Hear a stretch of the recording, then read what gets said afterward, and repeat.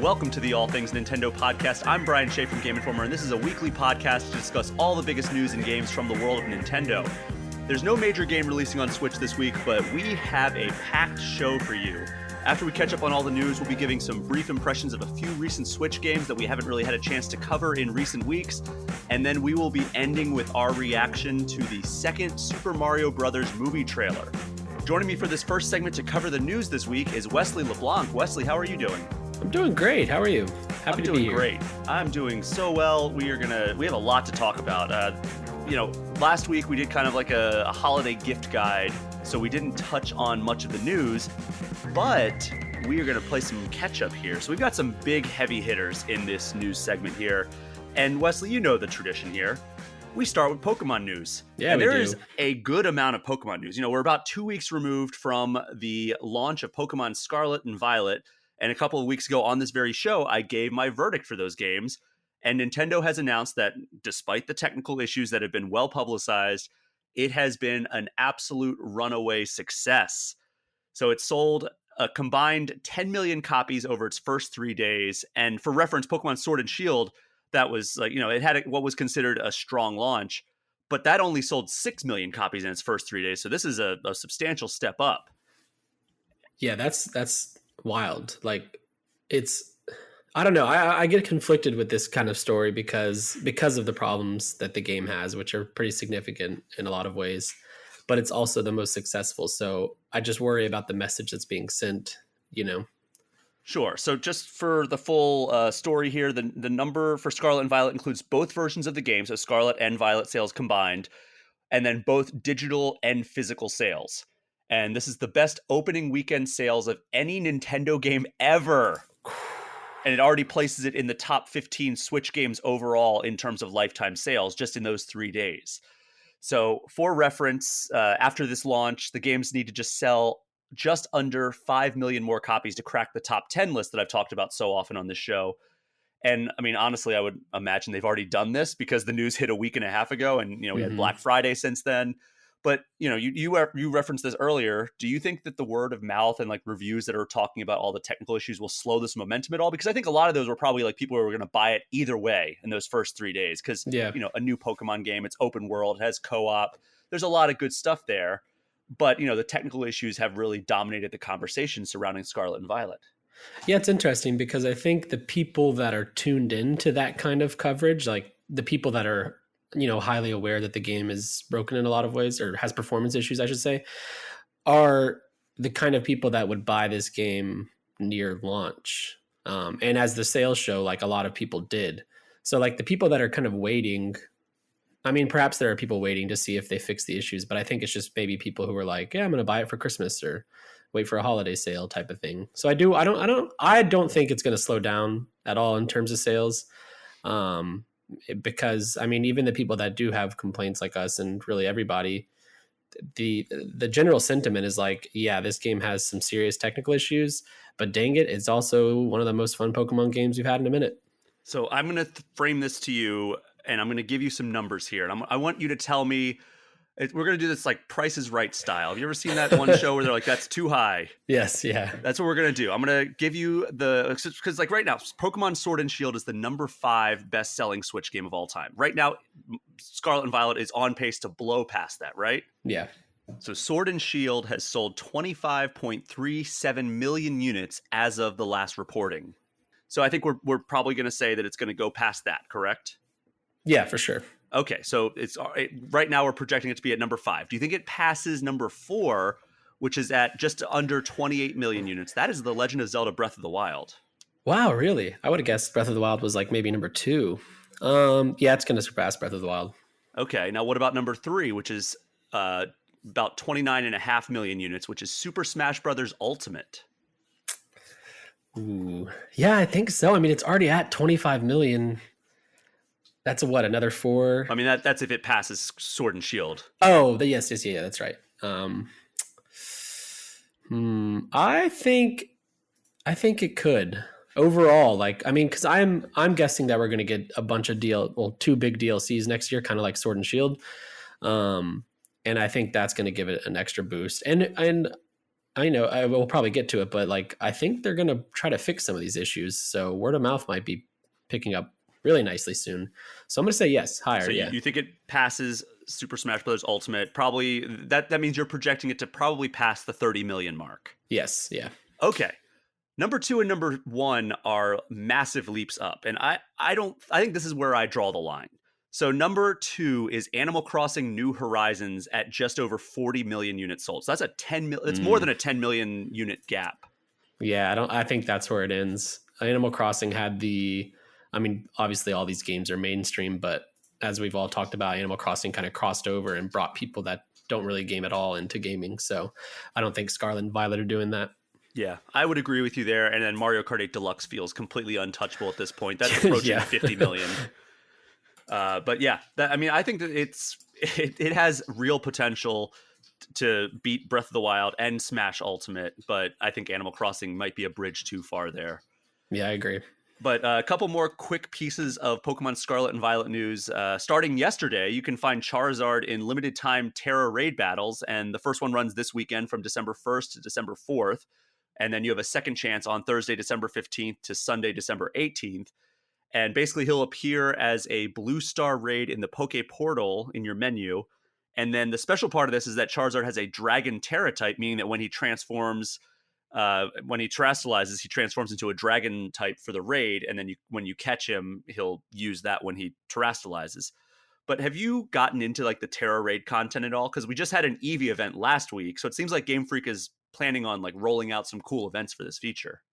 I haven't done any of the like event raids, but I have been doing some raids with friends and stuff, just in the effort of like capturing Pokemon I don't yet have. I'm a little behind on this just because I've was playing Ragnarok and I'm playing games for review, a bunch of other stuff. So Pokemon's kind of like the one I've been coming back to in the downtime. So I'm playing it a little slower than I'd like, but I do plan on getting into these raids. I don't think I have any shot of catching a Charizard though with my current team. I don't even know if I have a shot with Charizard, and I'm in post-game content. So it's, I mean, you have 2 weeks to kind of load up your team if you can't do it this time for next time, because that is the second chance you have. But I want a Charizard because I don't think Charmander is just kind of out in the world. I didn't see him when I was exploring. So it would be nice to add him to my Pokedex. But we have one last piece of Pokemon Scarlet and Violet news before we move on to some other things. Nintendo put out a tweet at the tail end of this week that gave us some patch notes for a new update on Pokemon Scarlet and Violet. And we talked just a few minutes ago about kind of the tech issues. I made it pretty clear in my review. Social media has made it even clearer that they run very poorly on Switch. And I think that we all kind of expected it, that they'd put out some patches and we'd be able to see some performance improvements. This patch, which is available now, isn't quite the one that we were waiting for, I don't think, but it does fix some minor glitches, and it kicks off Season 1 of ranked battles in the Battle Stadium. So I guess that's exciting. But the big news here, I think anyway, is that Nintendo acknowledged the fan backlash, and they said, quote, "We take the feedback from players seriously and will continue to work on improvements to the games." And I don't think I've ever heard Nintendo kind of take that tone in a tweet before, acknowledging the public reaction. And like it seems like this clearly reached the higher ups, and they're like, we need to say something publicly, and they're not going to say it like in a Nintendo Direct or anything like that, or a Pokemon Direct. So like, how do you read that like Nintendo is actually putting out a tweet saying like, hey, we hear you, like the performance sucks on these games, we're going to do what we can to fix it? Yeah, so I wrote this up as a story on Game Informer, and I wrote in it that it's like a pretty rare admission from Nintendo. They do fix games sometimes, but I can't think of the last game they released in a state like this. But it's typically like kind of on the down low, kind of like the patch notes say, select bug fixes. They don't really go into detail here, and they're still not doing that here. Maybe they will. But yeah, to hear them say like, we're sorry that the game has technical issues, and kind of admitting that they are aware and that they have some things they want to fix, it's very different from Nintendo, which I'm thankful for. I think they had to do it. Like it'd be really lame to just be like, hey, we have some bug fixes, and not acknowledge that like this game has some serious issues that need to be fixed. I mean, we've had like Pokemon Legends Arceus. That was a game that was also critically acclaimed and sold a lot of copies, but had some tech issues, but it wasn't the narrative. Like people are like, Yeah. oh, it's a really great game, but it does kind of chug and it has a lot of pop in and low resolution textures. This is on another level from that in terms of the tech issues, but it has completely dominated the narrative on social media of like, hey, here's like a highlight reel of all the glitches that we have, and here's like you're running and then suddenly like there's a Pikachu like 5 feet in front of you and you run into him even though you weren't looking to have an encounter at that point. So it is something that has controlled the narrative over the course of the 2 weeks of these games have been out. So I think that it needed to be said, because it would have been, like you said, disingenuous if they didn't address it in some way. Yeah, for sure. And it's nice, like it's just nice to hear. Like as someone, like you spend money on these games on their consoles and exclusive, you're super excited about it, and then it runs poorly. It's nice to hear that the company's like, you know what, we messed this up and we're gonna hopefully try to fix it. That remains to be seen, but I'm feeling pretty hopeful. More hopeful than I was last week. If they can get this running well, where does it rank on the spectrum of games that had kind of rough launches and improved to be a success story? Like we'll say the spectrum is No Man's Sky, which is a legendary turnaround story in the games industry, to the other side of the spectrum, Marvel's Avengers. Like where does it land on that spectrum if they can get this game running smoothly and minimize the pop in? Yeah, it's interesting because like when Cyberpunk came out, that was a big thing, and it got removed from PlayStation stores and everything, and that was a lot worse than this. I think it was basically unplayable on last gen consoles, but like then like it was everybody was talking about it and stuff, and Pokemon Scarlet and Violet are still kind of like, yeah, these are great, they just have issues. So I'm not sure, like it doesn't feel like it's getting, I don't want to say what's due, but I don't know. I mean, I'm playing it and I'm having a great time, and yet there's still these issues. It's a weird place to be as a fan. Like I want to support the game because I am enjoying it, but it's also like, something's got to give. This is not really an acceptable state to release a first party game. And on that note, I think it's like somewhere in between. I don't know. Yeah, I don't know. I don't think somewhere it needs in between the upgrades that like No Man's Sky needed, because No Man's Sky ran fine when it released, but it was just so lacking in content in terms of like what people expected and what was kind of promised.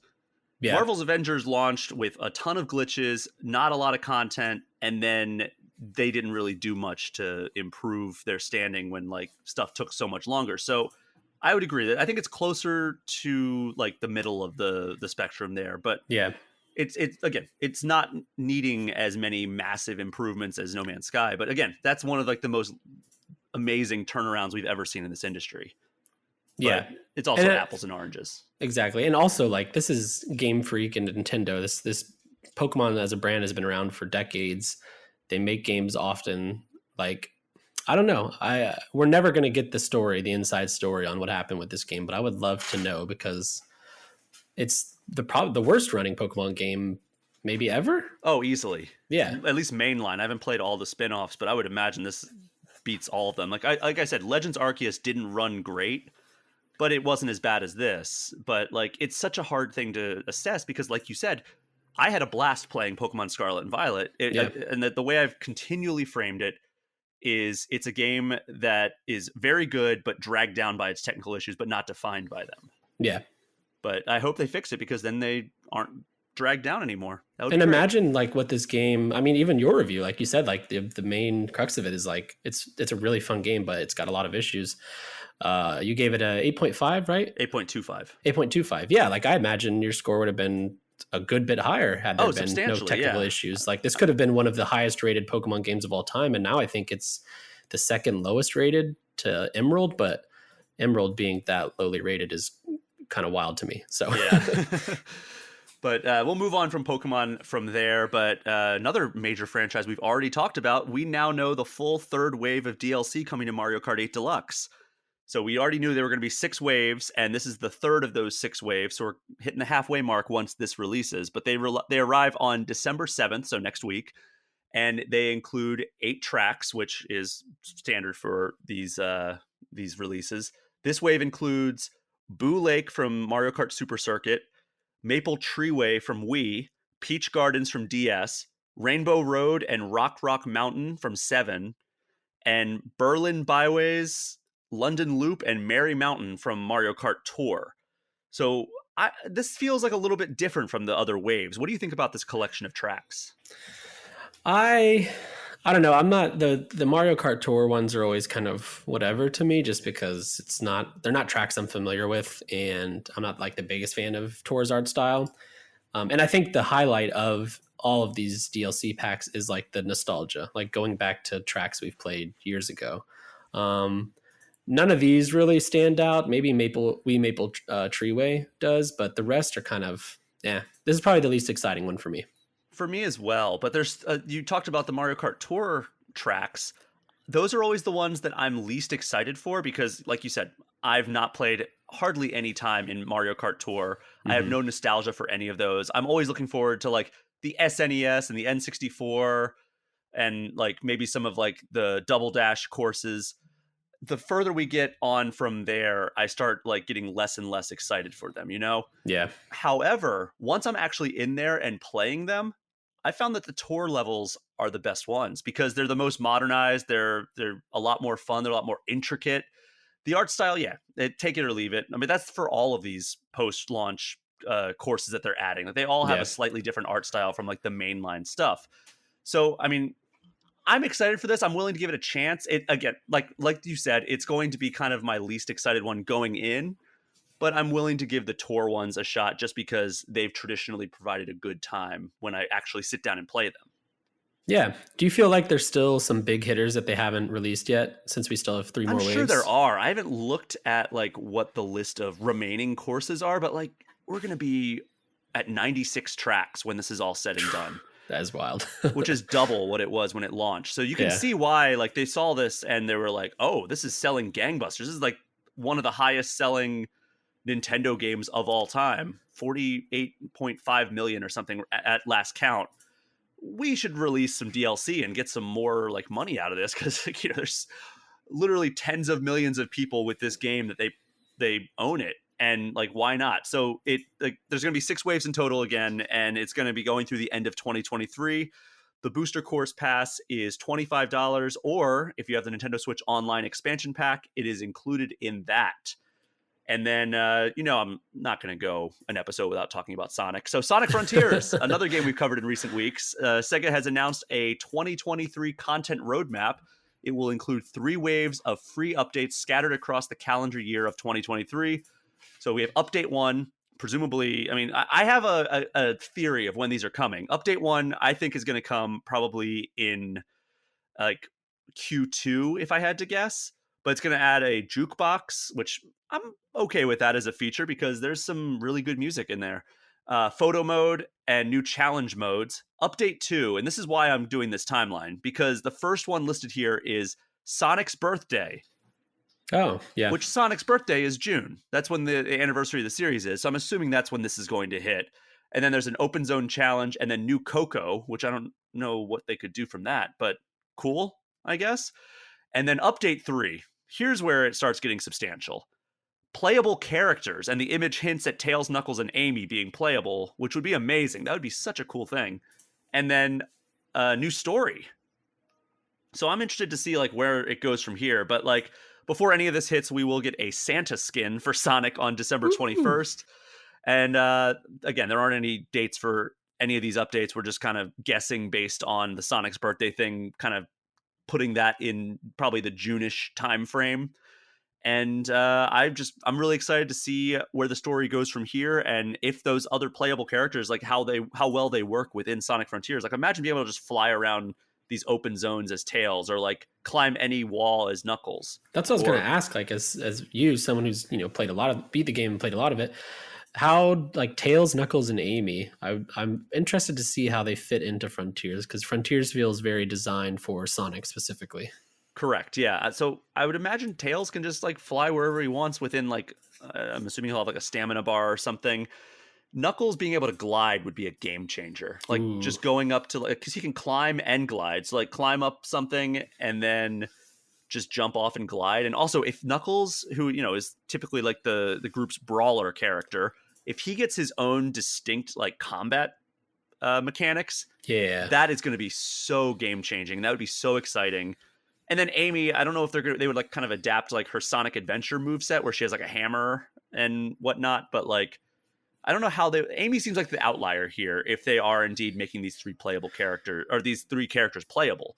Do you think it's for sure a lock that it's going to be these three characters are dropped into the game, or do you think they might get their own little things? I was to play thinking through? that too. Yeah, it would be weird if they like went through all the trouble of making them playable, giving them all like distinct movesets, and didn't at least like say like, hey, you can run around the open zone as these characters, but like to do any story stuff, you can't. You have to be a Sonic. Yeah. I don't know. But like that would be really cool if they give you that opportunity. But these are all free, which is really cool. I'm excited for the new modes, and they're coming to all versions of Sonic Frontiers over the course of 2023. And then we have another free content update here, which is Nintendo Switch Sports Golf Update. Wow, that's a mouthful for some reason. Nintendo Switch Sports Golf Update is now live. And this update adds 21 holes from the Wii Sports games, plus a survival golf mode where 8 players compete, and the player who takes the most strokes in each round gets eliminated. And so we finally have a golf battle royale. And then there's also a shot assist mode and auto movement mode to allow beginners the ability to play. But if you play online, the shot assist goes back to normal. It's not on. Does this do anything for you? Are you going to check this out at all? No, I kind of passed on Switch Sports when it came out, and it wasn't because golf wasn't there. Just based on reviews and like my lifestyle, it didn't seem like something that would really click for me, and I don't think golf's going to change that. Yeah, I bought it when it first came out because I was like, oh, this would be fun to play with like people when they come over, but I haven't fired it up once. I'll be honest. Yeah. And like, I don't know, I like Wii bowling, I like Wii tennis, I like Wii golf, but it's like I've been there, I've done that. There's been so many games this year. Like this year has been a quiet onslaught of games. I agree. And it's still going strong. Yeah. It's still going strong.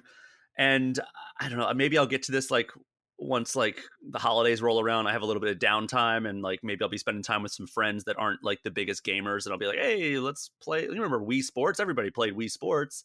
Let's do that with a Switch. And yeah, that's the only chance I think I have to play this at this point.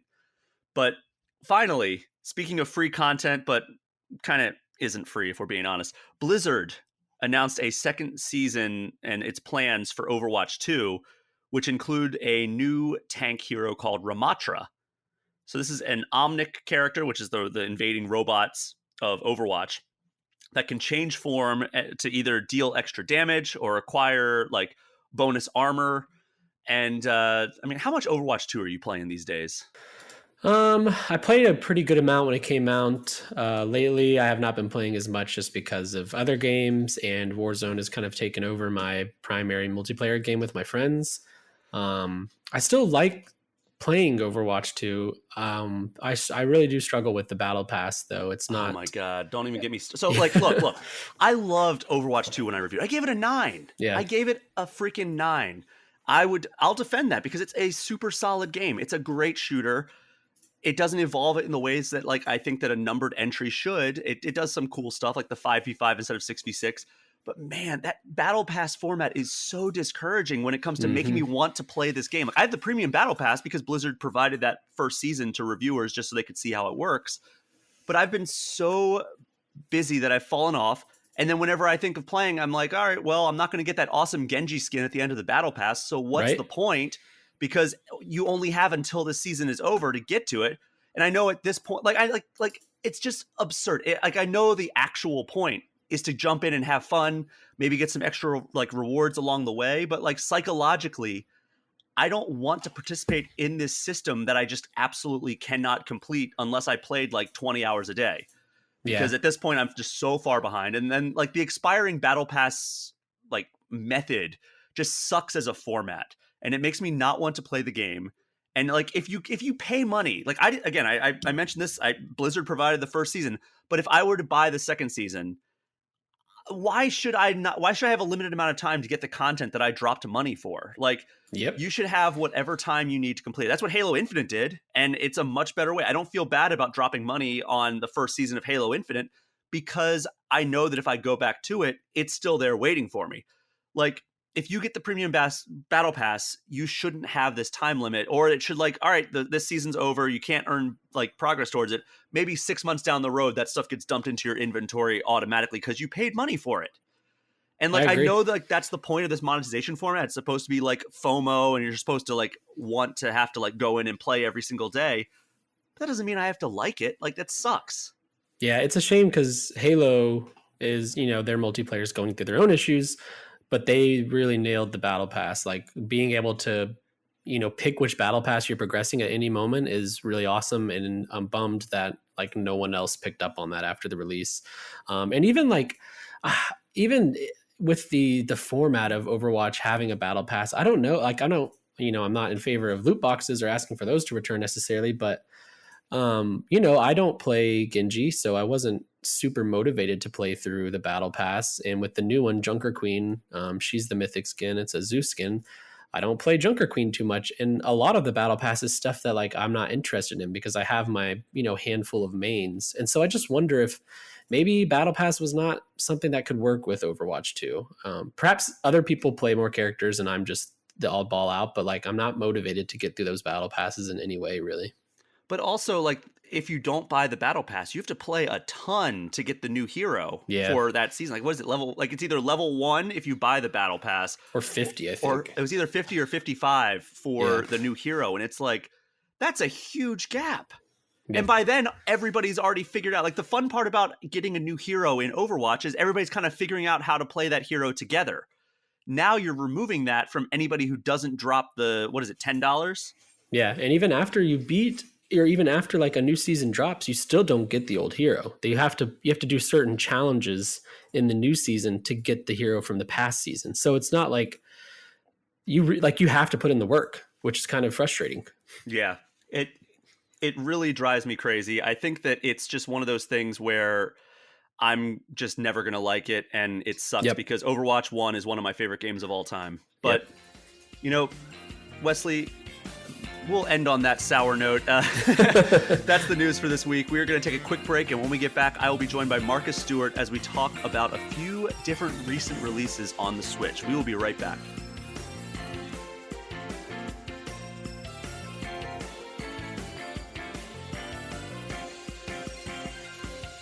A couple of weeks back, the focus of all things Nintendo was Pokémon Scarlet and Violet, which, as I covered last segment, set records with its sales.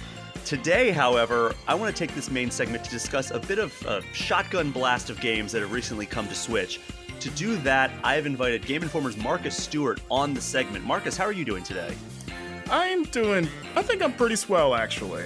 How are you? Swell. I'm doing just fantastic. Nothing could possibly be going better in my life. But that's not what we're here to talk about. We're here to talk about, I want to say, 5 games in this main segment. So it's not going to be a super deep dive in any of them. However, you have been playing a game, I think you put 95 hours into it, and you finally published your review on GameInformer.com. That game is called Harvestella. It's a title that we've covered a decent amount on All Things Nintendo in the lead up to it, but code came in extremely late, and then we got really busy with games like Sonic Frontiers, Pokemon Scarlet and Violet, and you literally this week wrapped up playing Harvestella and got around to writing your review. So I guess overall impressions, set the table of what exactly this game is for people who missed the earlier coverage of this game on this podcast, and then your overall impressions. Yeah, when you said 95 hours, you can't see it, but I had a 1,000-yard stare. Oh, God. So, yes, Harvestella. It is a blend of action RPG, sort of dungeon crawling gameplay with the sort of farming, slice of life simulation genre. The idea is you play as a custom warrior that wakes up with no memory of who they are in this small town, in this world where these giant crystals basically run the weather, namely the seasons. But unfortunately, this world has been plagued by a 5th season called Quietus that takes place in between the 4 seasons. And so as you're trying to figure out what's going on, these crystals start acting up, and it kind of signals the arrival of this mysterious girl named Arya who comes from the future. And that's significant because, Harvestella has a very sort of Final Fantasy medieval-y vibe, but Arya is from like the technological future. Like, yeah, and in case it wasn't evident by all of those descriptors, yes, this game is made by Square Enix. Yes, this is very much a square joint, as they say. So Ari, a young scientist, she shows up there. She has no idea why she's there or what's going on. So the two of you kind of become buddies, trying to figure out your respective sort of like origins and purposes as you're trying to fend off sort of a global calamity that's taking place. So along the way, you get a very large party of teammates, and the game is, like I mentioned before, it's part dungeon crawler, and that a lot of the action is you running through all these pretty bland dungeons, just kind of hacking away at whatever monsters are there. You're collecting materials and food ingredients, and you've got to its credit, it's got a pretty robust class system. Like, there are around, I believe, 10 classes that you can switch between 3 of them on the fly. They each have their own pretty deep skill trees, but at least for me, there was only maybe like 3 or 4 that I really stuck with. After trying all of them, some of them just aren't very fun. There's one, like a mechanic one, for example, that you get this giant sort of like, I don't even know what kind of weapon it is, like a rail gun, and it looks cool, but it's actually it just feels slow and sluggish. And even the classes that I enjoyed, like the Shadow Walker is kind of this like assassin. You get like these dual swords that you can do all kinds of like flippy combos. The combat's just kind of middling. You're just kind of mashing the same button over and over and then executing one of 4 special attacks when the meter allows. So combat feels pretty mindless, especially since the game doesn't really promote experimentation. Like, you can kind of run through everything with the classes that you just gravitate towards, so it kind of becomes a bit of a drag after a while. But the way the game is structured is that outside of, the sort of action RPG stuff, you're hanging out on your farm. You got a nice plot of land. You can upgrade your farm a few times to make it bigger. You've even got 2 sort of animal pens to raise only 2 types of animals to get milk and eggs. And it's like, as a farming game, it's just okay. It's kind of up there with the combat of like, it's just fine, You're just planting crops. You're waiting a few days, depending on which ones you plant. You cultivate them. Some crops can only be grown during certain times of year because this game doesn't unfold in real time, but there's like day-night cycles, and then every season lasts for 30 days before Quietus comes along and wipes out anything that you have growing, and then you start over with the next season. And then you're using your crops to sell to make money. There aren't really a lot of ways to make money in this game, and that's one of the few. And you're just kind of doing that. And it seems fine. Like, I remember in the first several hours of the game, even though it's very slow going, in the first few hours, it was working for me in the sense like, oh, it kind of feels like a nice break. I'm doing this dungeon, I'm hitting stuff, and then I'm going to go back and chill out on my farm and put some carrots in there. Why not? But as the story progresses, and one thing that did surprise me the most about this game is the narrative. Like, for a game that's just about like fantasy RPG with farming, you'd think it'd be more laid back, but it's actually, maybe in true Square Enix fashion, it gets really wild. Like, it goes some incredibly surprising places, and I don't even know if the story is necessarily good, but it is entertaining, if that makes sense. All right, so break that down a little bit. How is it like you mentioned in your review that like it just goes like full on unhinged at certain points? So I'm trying to think of, there's one moment that legit made me laugh out loud that I can't spoil because I feel like it's something everyone needs to see, but in terms of it does the JRPG escalation of like, it starts pretty grounded, and then before you know it, it gets into like not only just a global crisis, but then like time travel and space and all kinds of that, like that scale of like, oh wow, this is way more bigger than I thought it would be. Kind of like that. There's a lot of twists with the different characters, or not even different characters, really just the 2 primary ones. Everyone else is just kind of along for the ride.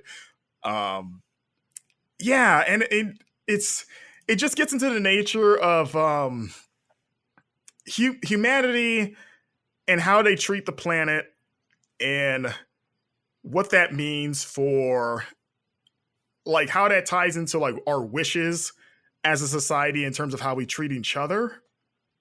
Okay. And yeah, there's some moments that are pretty emotional, and there's a few points that are made that kind of make you go, oh, yeah, I see what they're saying here. That makes sense. And then there's other things that happen that you're like, what was that? And again, not in a bad way. Like, I don't think the story is bad.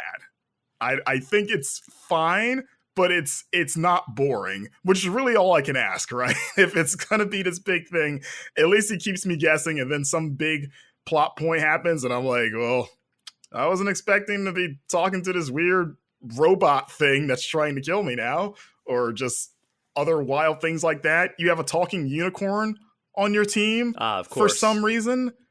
Yeah, there's just it's like I said, it's not boring, it's entertaining, and it definitely keeps you guessing. But where this game sort of rears its ugly head, and one of the reasons why, so I had my review go up today. I gave it a 6.75, spoiler.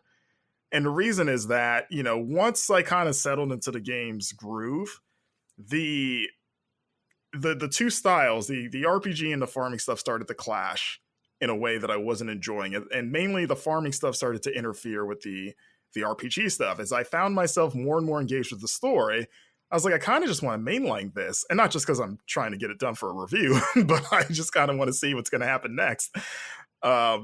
But this game literally doesn't allow you to do that. You are at the mercy of its pacing. And the best way I can describe it, Brian, if you will allow me, is let me take you through the average day in Harvestella. So you wake up every day, usually around 6 a.m., you go out, you check your mail. This is usually where you get like sometimes side missions, your companions hit you up, whatever it is. But the first order of business is usually to go pull crops or plant crops. And that takes time as well as stamina. Mm-hmm. So like you have a stamina meter, you wake up with an empty stomach, and the reason you're pulling your crops is that you got to use it to make food so that you can eat, which is really important because not only does it heal you, but it keeps your stomach full, and a full stomach allows your stamina to replenish itself. Well, yeah. Yeah, makes sense. So you're spending time going around your farm, pulling stuff, planting stuff, selling stuff. You have a little, like a shipping box that you can throw stuff that you want to sell to the shop. And that eats up a good amount of time. You're probably going to lose an hour and a half. And, you know, it's not real time. It's like the game's in-game clock. It kind of ticks down by 10-minute increments. Yeah, I was going to say, like, what's like the conversion rate here? Like a day, does a day last like an hour, or is it longer than that? I'd say a day lasts about an hour in real life, if even that. Okay. And that's assuming that you don't do anything. Like if you just maybe just walked around and just let it tick down on its own, because, you know, everything you do or like bigger things can take time. Like whenever you cook, for example, whatever dish you cook, it'll tell you like, hey, this is going to take 20 minutes. Or if you craft a new item, whether it be bombs or like a new machine for your farm, to be like, this is going to take an hour. And there's even stuff in the world, like when you're dungeon crawling, you can create shortcuts by repairing ladders. Mm-hmm. And so they'll tell you like, hey, this is going to take an hour to fix this ladder. So, I mean, do you think you'll have time to do that? And so, you know, once you do, like, you know, it's instant in real time, but once you finish it and, you know, you'll see the clock has advanced how much time it says that it's going to. So this sounds too much like real life for me right now, because it's like there's so many games I want to play. Yeah. And I'm just like, all right, I want to play this game. And it's like, all right, well, I have like 4 hours to game outside of like work stuff per day. I don't think that I'm going to get to all these games.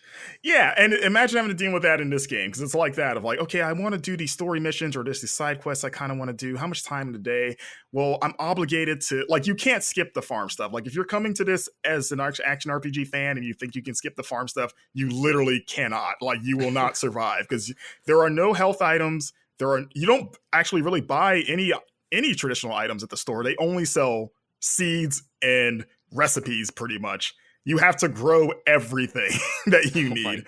So you will be on this farm, and you have to make it a good farm, because it is in your best interest to keep a healthy supply of pretty much everything. One, because like I said, you can't grow certain foods during certain times of year. So if you have strawberries and they only grow in spring, you're probably going to want a year's worth of strawberries, because once spring goes, you'll be sitting on seeds you can't use for months.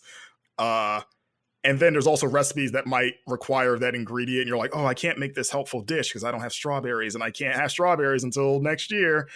So, once you get your farm done, you got to go inside, cook the dishes that you need for the day. Because again, you're getting ready for a day of dungeon crawling, and this is pretty much the only way to heal yourself. The only other way is that you can make juices with like this juice machine. But the health isn't nearly as good or substantial as eating a full meal. And, and it also, keeps your stomach full. And that takes time. Like I said, some meals only take 20 to 40 minutes, but when you got to make like 5, that adds up. So by the time you're done and you're like, okay, I think I'm well equipped, you've already lost like the morning. Time to go to bed. Yeah, or like, I got to get through this big dungeon and it's like 2:00. All right, let's go. You go in there, you do your dungeon run. Let's say it's a moderately challenging dungeon. You're probably eating your food and whatever. The other annoying thing about eating is that since you have you can only eat so much, and when your stomach's full, I'm always saying that, by the way. The really annoying thing about eating is you can only eat so much. I mean, I say that when I'm at the gym. Hey, you and I went to an amazing sandwich shop when I was down in Orlando visiting EA Sports, and I was very upset that I could only eat so much at that shop. Your stamina was maxed out, though. My stamina was maxed out, and they would not allow me to make any more sandwiches. They were like, no, that's our job. It's going to take us 40 minutes. We have to go run a dungeon. So like if your stomach gets full, which was annoying because there are boss fights where it's like, oh, I need to heal. I'm about to die, but I can't eat anymore because my stomach's full, which is like the lamest, like most maddening limitation I've ever seen in RPG. Like I can't heal because my stomach is full. So it's like, I don't know what to do. I guess even though I am sitting on a bunch of health items, I can't use them because I'm just too fat right now, I guess. Like, imagine if you went to, like, if you were playing like TMNT Shredder's Revenge and you're like almost out of health and there's a pizza sitting on the thing and you go and like try to go pick it up. It's like, oh, I'm too full of pizza. I can't eat anymore. It's like, God, that's really annoying and counterintuitive to literally every video game ever. Especially in this game where death is pretty steep. So when the nighttime comes, you start to get tired. Usually around 10. Like the game recommends you go to bed by 6:30 p.m., which I was like, what? What? But you don't start feeling it until 10 o'clock. Like that's when it actually, you get a status ailment of just being sleepy. And I think it just turns off your stamina regeneration entirely. So like what you have will stay, but you just can't really, once it's gone, it's gone. So then they give you a message saying like, hey, you should maybe really go to bed. And midnight is sort of the cutoff of like, once midnight hits, it's just a matter of time. And if you don't go to bed, which you can only go sleep in your own bed. So that means wherever you are, you got to teleport back home. So either you can find a save point where you can warp back home, or you can, there's an item you can craft where you can do it anywhere. So hopefully you have like a decent supply of them. But I'm sure that all takes time, right? Warping home doesn't take time, thankfully. What does is weird is that there's only like 3 major cities in the game. And they all have, or 4 rather, and they all have hotels, like inns, but you don't actually sleep in them. And that's what's annoying is like, oh, I'm doing this mission in this city. I would like to just stay here because then I don't have to keep traveling back here, because traveling on the world map takes time too. It's like, why do I have to go home? What's the point of even having an inn if I can't use it like an inn, like in every RPG ever? Hey, it's just like the Christmas Story. There's no room at the inn. I guess not. You talk to the people, like the hotel people, and they're just like, hey, what's up? And I'm like, can I get a room, please? It'd be great. I got money. So you got to warp back home, because if you don't, you will literally pass out. Like once midnight hits, you'll unexpectedly just fall over, and then you'll be warped back home.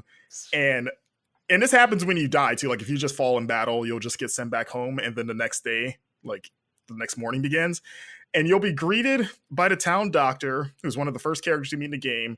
And you'll have to sit through a cutscene that you cannot skip no matter how many times you see it. And it's this long enough conversation that you're skipping through where she pretty much just chastises you for dying, and then takes a increasingly large amount of your money. So every time you die, the bill goes up by yeah. So like, let's say you die the first time, it's like 100.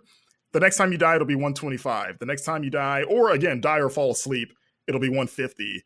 And in a 70-ish hour game, like by the time I finished, I was paying like $1,500 every time. Oh my God. I mean, I don't know what like the scale of money is in this game, but that sounds like a lot of money. It is, because you're not, again, unless you really just took the time to only farm, like like having $10,000 is like pretty ballin', you know. Okay. So I wasn't really but you're rarely carrying that much unless you're really honing in on that stuff. Because again, you can only make money by selling food, or you can make dishes and take them to the hotels because they have chefs there that are like, hey, fill out my menu, make these specific dishes. So if you make them, they'll pay you.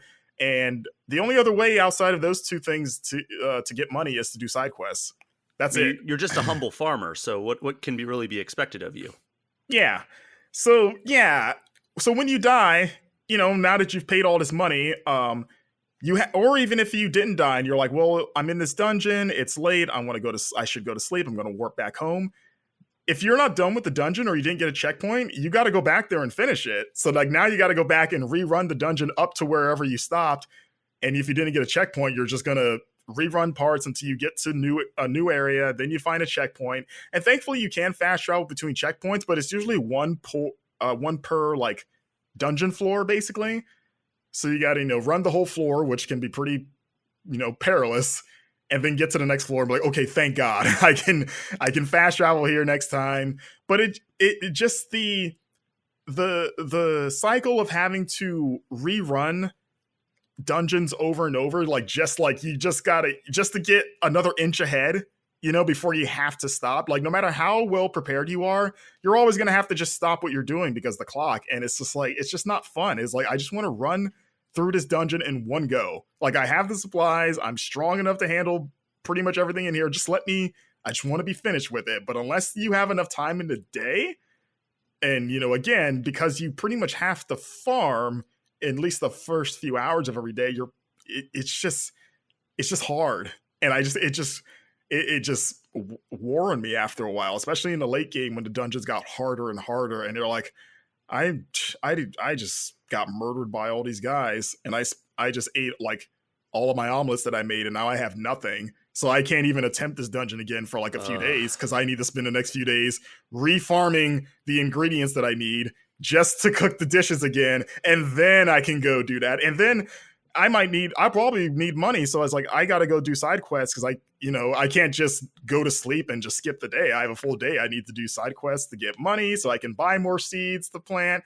And the side quests themselves aren't very good. I respect that they're kind of the Witcher 3 style of like there's multiple chapters to them, and there's like threads where like you'll do a person side quest, you think they'll be done, and then hours later they'll come up again with like another sort of like leg of their side quest of like, hey, I'm here. So I appreciate there's like a narrative evolution for each side quest. But a lot of the stories are kind of benign, and then the actual like things that you're doing are just very rote. It's a lot of it is just like, hey, bring me something, or sometimes you're just talking to them, and then the conversations go on forever. So you're just like clicking through, and you're just like, I just want to get to the end of this so I can because the rewards they give you are at least very good. You get a bunch of money, you get seeds, you get blueprints, you get recipes, like all of that you need. So it's like I wound up not 100% in the game, but like the game forces you to almost 100% it because you have to do as much of that stuff as possible, because that's really the only one of the few ways to sort of like keep ahead in terms of your wallet and your inventory. Now, I guess like, when you're in the conversations with these side quest people, does that take real time in game as well, or is the clock kind of pause when you're in conversation? It pauses when you're in conversation, thankfully. That's good, at least. So yeah, it's not so much the clock; it's just more your sanity is now ticking. Of like, this story isn't interesting. I'm only doing it because I'm broke and I need like $1,500. And we've all been there. Yeah, this is just the easiest way to get it. Is just talking to this idiot about his his dad abandoned him to run a lighthouse or something. This was a game that I was pretty excited for when it got announced, and I feel like every single time we've learned more about it, I've become a little bit less interested, and then this is kind of like the final several nails in the coffin of me trying to check this game out before the end of the year to like make sure it doesn't belong on my top 10 games of the year list that we usually do over at Game Informer. It just sounds like it's not a game that I would enjoy at all. I think about like games that do a good job of like making it so you have to like manage and budget your time. And I think of something like Persona 5, which does a great job with like, all right, you have an activity you can do in the morning, the daytime, and then night.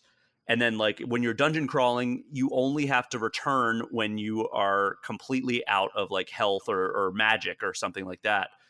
And that's an effective way of doing it, rather than being like, all right, well, this action is going to take you an hour, and this one's going to take you 20 minutes, and this one's going to take you 40 minutes. And then like by the end of the day, it's like, all right, well, we required you to do this stuff. Like you have to make decisions in Persona to like make sure that you are maximizing your day, but it's not done in a frustrating manner. This sounds like it is just utter frustration. Yeah, it just feels like there's too many walls and that the game kind of artificially gates you in a way that it just feels like a pain. It's just too much of a slow grind. And again, it's a shame because I think if you stripped away to sort of like life simulation stuff and this was just a regular action RPG, it would be pretty solid. Like I said, I like the story. I think the characters are likable enough. The action is passable. But I think, and maybe if this was just a farming game, it would be fine too. But I think blending them together, I think there was a way to do this in a less oppressive way, but they did not find it. That's a bummer. I was looking forward to this game, and now it does not sound like something I'm really gonna spend a whole lot of time checking out. Like I like some life simulation stuff. I like dungeon crawling in a lot of RPGs. I like a lot of RPGs that Square Enix puts out, but this just sounds like a miss for me.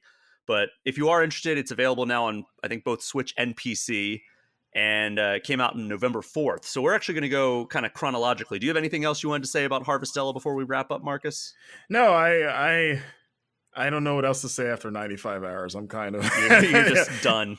Yeah, I get done. that. I've been there with some games. Like I reviewed Persona 5 Royal, a game I love very much, but I was so ready to put that behind me after playing that for 12 hours a day to get reviews done for our deadline that we had. So I completely understand. But I like Persona 5, so I can't imagine a game that you didn't quite like so much. Yeah.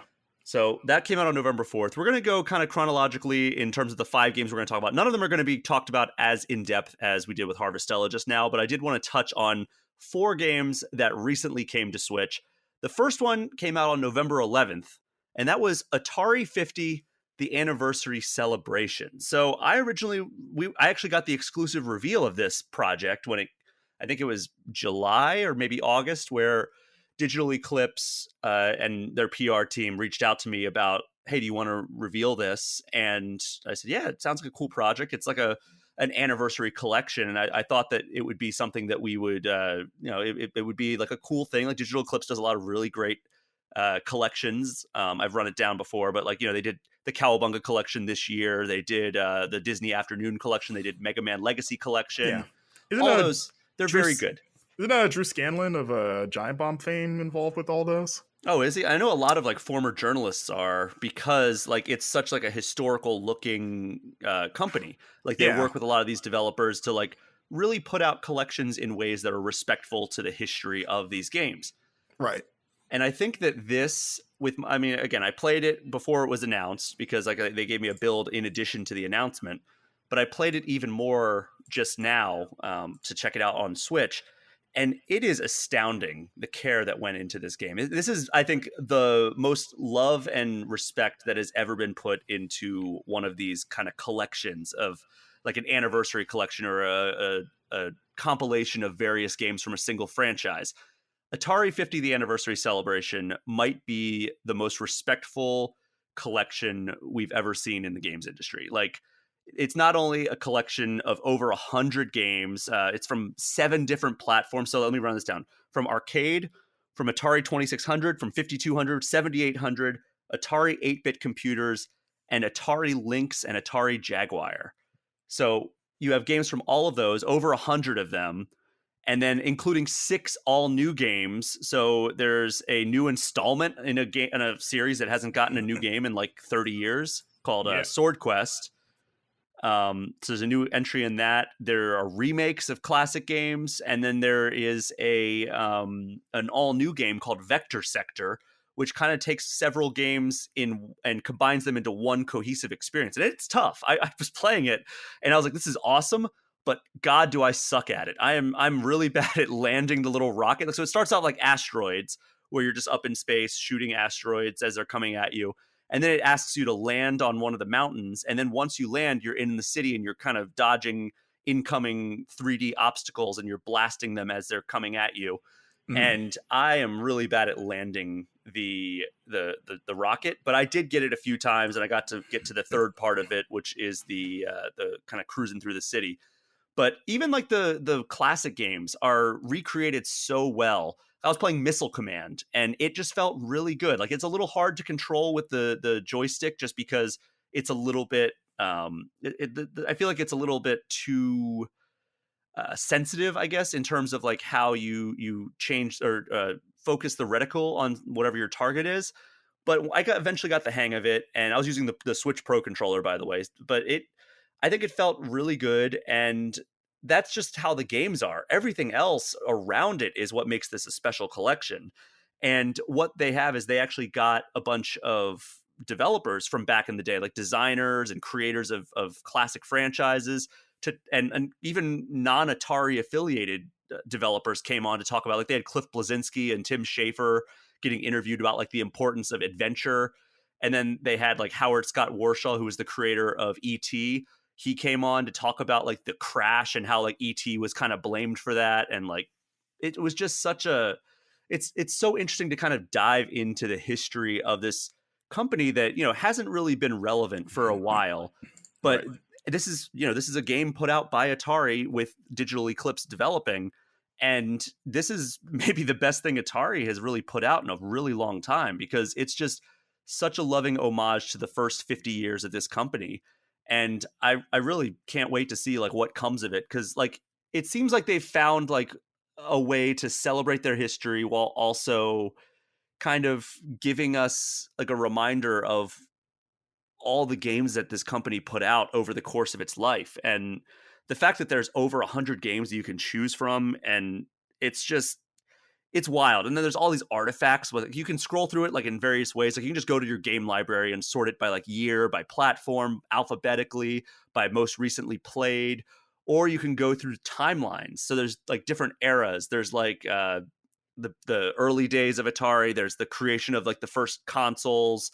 There's the highs and lows, which is just kind of like, hey, we're doing really well, and then all of a sudden the industry crashes before Nintendo takes over. And then there's like kind of the post-crash era, where it's like you get all these different games that are like these different storylines, different artifacts, different games that from all these various eras. And you know what, I really really love what Digital Eclipse has done with this, and Atari as well. Like it's great that they were able to connect them with all of these people and kind of it's at once it's a game compilation of an interactive virtual museum and a documentary kind of all in one. And it's something that if you have any interest or curiosity towards kind of the golden years and even stuff after that of Atari, this is something that is a great historical reference point, I think, for a lot of people if they're interested in diving pretty deep. I mean, of course there's some stuff that I was disappointed in. Like, for example, like it seems like they were a little limited in the people they could get access to. And also, like I looked and maybe I missed it. I don't think it's there, but like ET, I was like, oh, it'd be cool if they let you play ET on this. And they couldn't. And I'm sure it's a licensing thing or whatever. But like they have the creator of ET talking about the crash and everything. But overall, like I'm incredibly excited to play more of Atari 50th anniversary celebration. I think it's just a tremendous package for fans of it. Do you have any interest in this at all? Like, I mean, you're around my age, so I think that this is well before your time. But from a historical curiosity perspective, where do you stand on this compilation? Yeah, the more I've heard about it, the more I want to play it. Like, when it was first announced, I was kind of indifferent to it, but I wasn't aware of how much work they were putting into the sort of museum aspect of it. And just listening to like other journalists and podcasts talk about this game, it seems that seems to be the thing that people are most jazzed by is the museum stuff. Like the documentary stuff sounds awesome. And yeah, like you said, Brian, this is the only generation of games that I have no firsthand familiarity with, because we were born like Nintendo era, Yeah. like 80s. Like we missed the first gen of like the 70s. And I've always loved reading about that era. Like I've read books and, watched other documentaries. So I'm always down to learn about it. And also just for the, weirdly enough, I'm most excited also to play the Jaguar games. I've never played anything on the Jaguar. I've played Atari games through like other collections in the past, but for this to kind of finally make some Jaguar games readily available and like easy to access, I'm like pretty jazzed about that, even though that system's kind of notoriously bad. So yeah, like this seems to have, like, by and large, kind of feels like a pleasant surprise for the year, especially again Atari not having the greatest reputation in the last, like, I don't know, 15, 20 years. That might be generous. Like, Yeah. relevancy. I mean, it did have the speaker hat, so I mean, it wasn't all bad, but it's kind of cool to see them finally get like a real win in something after so long. And yeah, I definitely want to check this out at some point. Yeah, and there's also another Atari game, and I haven't played this one yet. We do have a new gameplay today up for it, though. It's called Atari Mania. It's another kind of like celebration, and basically the way it was pitched to me, and I haven't played it yet, but it's pitched as kind of WarioWare, but with Atari stuff instead of Nintendo stuff, or maybe like a WarioWare meets an NES remix type of thing, but with Atari instead of Nintendo. And that sounds very appealing to me. And that's also on Switch. That also came out, I think, maybe late October, if I'm not mistaken. But that one hasn't been received quite as well. And here's what's remarkable. We're talking about how good this game is. It's hard to put it into context, but here are the top 5 reviewed games on Switch in 2022.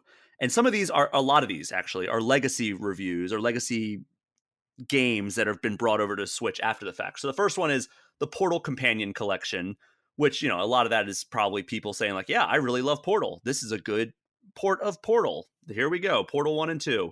So that's the number 1 on Metacritic. Number 2 is Persona 5 Royal. Again, a legacy game that everybody already loved being brought over to Switch. Number 3 is Xenoblade Chronicles 3. Number 4 is Nier Automata. And then number 5 is Atari 50, the anniversary celebration. And wow, that is ahead of Neon White. That's ahead of Tunic.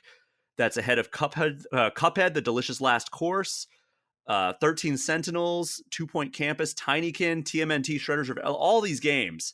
And Atari 50, the anniversary celebration is at number 5, which is just incredible. That it is currently sitting at an 89 on Metacritic.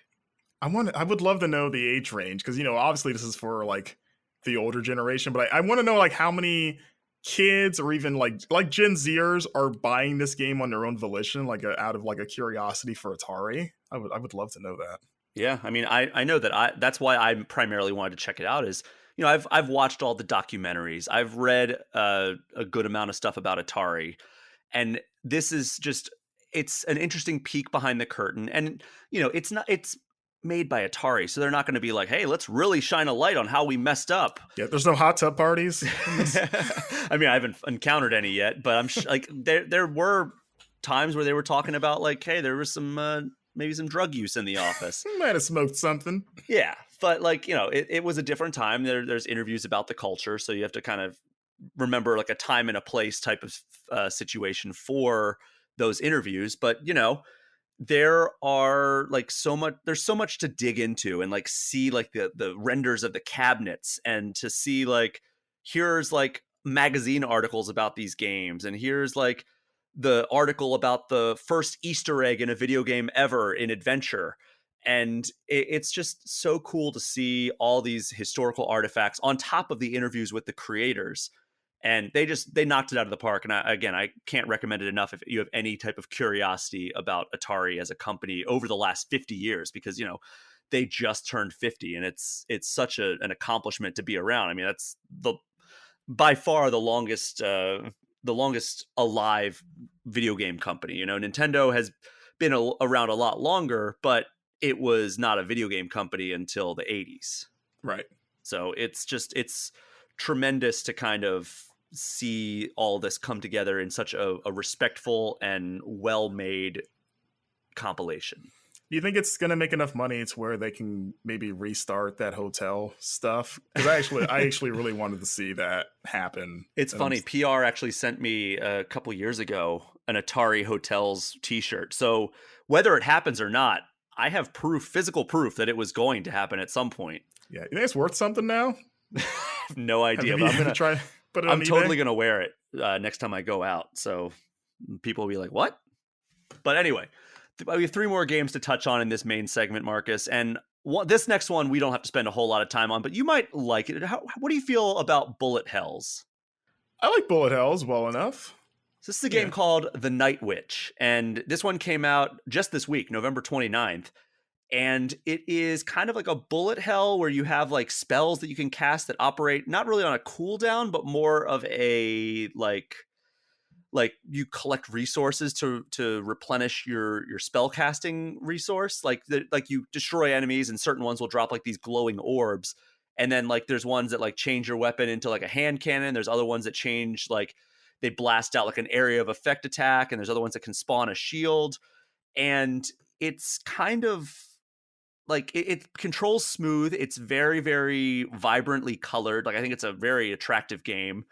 The problem is I rage quit. I'm going to be completely honest. I rage quit at the first level. There's a quick area where you're just kind of going through, and it's like, hey, here's the controls. You know, you shoot with the right bumper of the Switch controller, and you're aiming with the right stick. And then I got to the boss, and my first instinct was, oh, this is a boss battle I'm supposed to lose. It's one of those in the first boss fights. Turns out that's not the case, because I died almost immediately. And then I was like, okay, well, let's progress the story then. And nope, right back to the beginning of the boss battle. And like, thankfully, the checkpointing was not garbage, so I was able to start right from the beginning of the boss battle. However, like it throws everything at you. It's a trial by fire in the beginning there. And like, you know, I eventually figured out the trick, but it's still tough. You have 6 hits that you can take. And then like basically like as you're attacking this boss, he's dropping like resources or the glowing orbs so you can get them, and you're just constantly basically getting like an infinite refill of your abilities, and you use those with the face buttons. But like, man, it's just tough as nails. And I eventually was like, you know what? I get it. This is a tough bullet hell style game.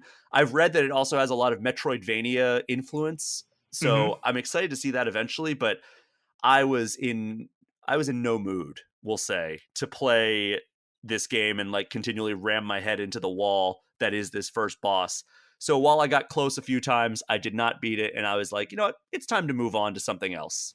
I was going to ask, because like difficulty is kind of like, that's just what bullet hells generally are. Like that's just how it works. But is it good? Does it play well? Is it fun? You know, regardless of like it being challenging, like was it enjoyable? It did play well. I think that the character, because it's a person that you're controlling, it's the Night Witch, and so she has kind of like a wide or like a tall sprite. I don't know if it's a sprite technically. It's like just like a character model, right? And it makes it challenging, or more challenging, I should say, than a typical bullet hell, because a typical bullet hell, you're usually in a pretty like sleek ship. And this, like, I just felt like I was having a harder time dodging the bullet. I'm usually pretty good at bullet hells in terms of like getting out of the way of the bullets, even when like they're coming in different patterns. But some of these attacks were they were not like perceivable patterns. And then other ones, it's like, okay, I should have enough room to maneuver between those. And because I'm not used to having like a wider character in a bullet hell, I was just getting hit, and I was just like, it feels unfair, even though I know in my mind what I need to do. And it plays well. Don't get me wrong. Like it feels very good to shoot these things. It just feels like they really ramped the difficulty up a little bit too early. I could have done with this as like the second boss battle. And again, I've gotten close, I think, on like several of my attempts, but it was not enjoyable after a few attempts. So I'm going to go back to it eventually, but I was not in the mood to just keep trying this over and over again. Yeah, this was a game I was kind of like lightly aware of. I thought the pixel art looked pretty nice, and like I like Metroidvanias, and I like bullet hells well enough. So it was one that was like, okay, there might be something here. I definitely want to download a demo at a certain point and see how I fare in it. But yeah, also I think it's worth clarifying, because this might change what people think of it, is that Night Witch, it is Night with a K. Yes. Yes, as in chivalrous. So she's a chivalrous witch and not a night owl witch. She it's not that she wants to stay up late, you know. She does not, because as we learned in Harvestella, that is just a bad decision all around, apparently. Yeah, she'll pass out and get hit by like 50 bullets. Yes. But, I mean, Night Witch, I think that it has the potential to be something fun, but I was just kind of like not in the mood to continue plowing back and forth into this boss, back to the start of every battle. And it's not like a long, drawn-out battle by any stretch. It's just, it was challenging, and I wasn't in the mood to keep trying it. But it's out this week if you want to check it out, and it's not a full priced game, so you'd be fine if you just wanted to, like, if you have a little bit of pocket change, then maybe it's worth it for you. Some gold coins saved up from those purchases. Yeah, so I'm looking at reviews, and they don't seem to be glowing, but they don't seem to be terrible.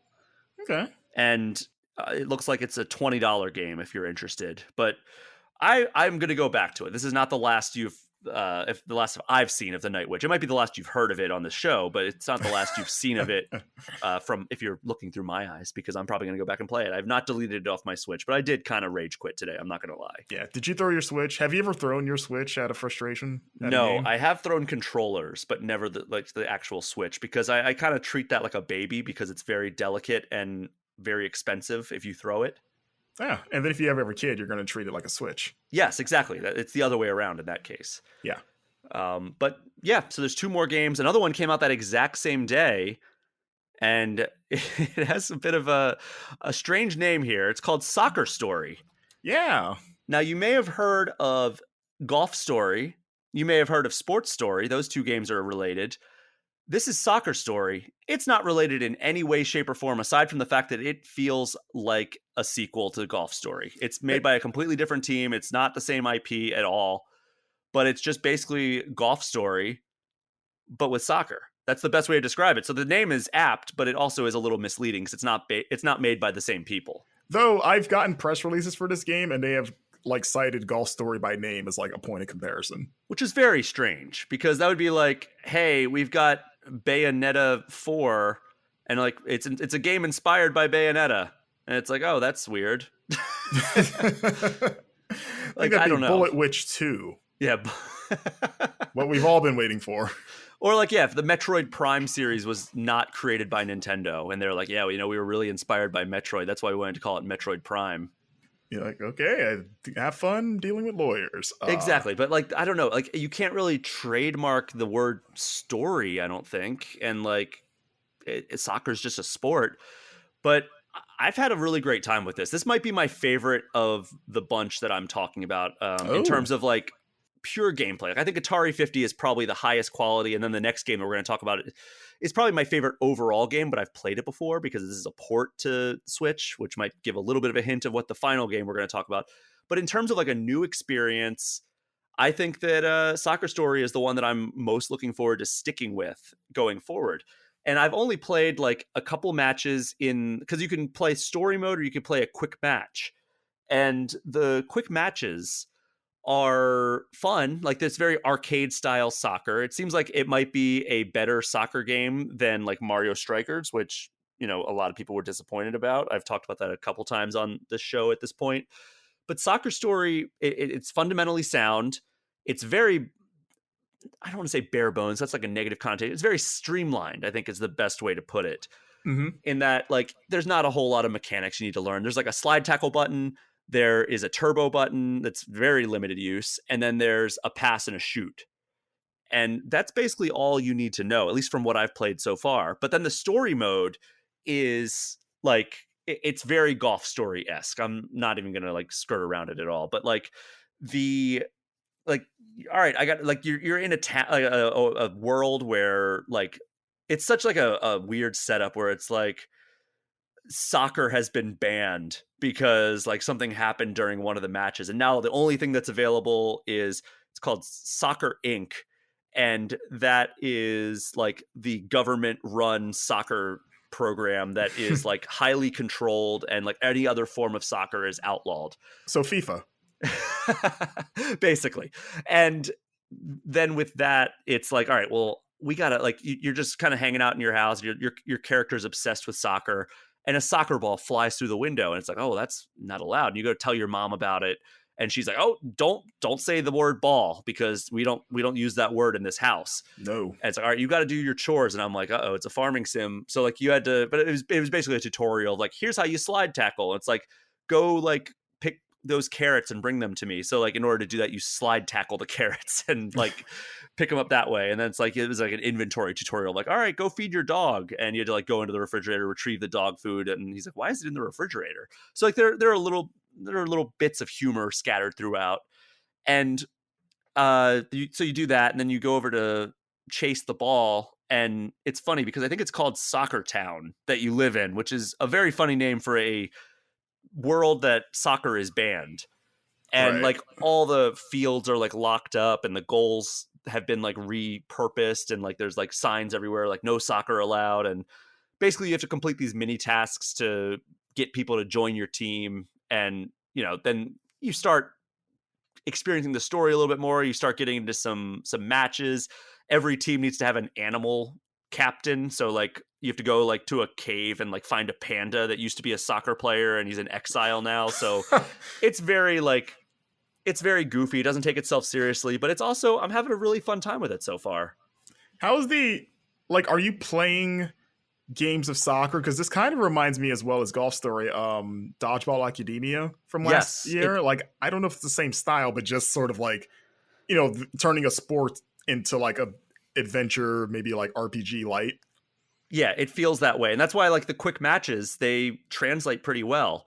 And like, you can aim by holding the right trigger if you want to get like extra precise with your shots. Otherwise, you can just charge a shot and shoot it in the direction that you're looking. But yeah, like there's like things you can do, like you can summon a ball at any point to try to like complete tasks. Like, oh, there's like one of the tasks to get somebody to join your team is you have to set up like 6 of the trash cans that have been knocked over in the town. So you go around and like you can pass the ball into the trash cans and it sets them upright. Or there's another one where it's like you have to, if you want to earn some money, if you see a target sitting on the wall, you can shoot the ball at the target, and every target you actually hit, you'll get a coin.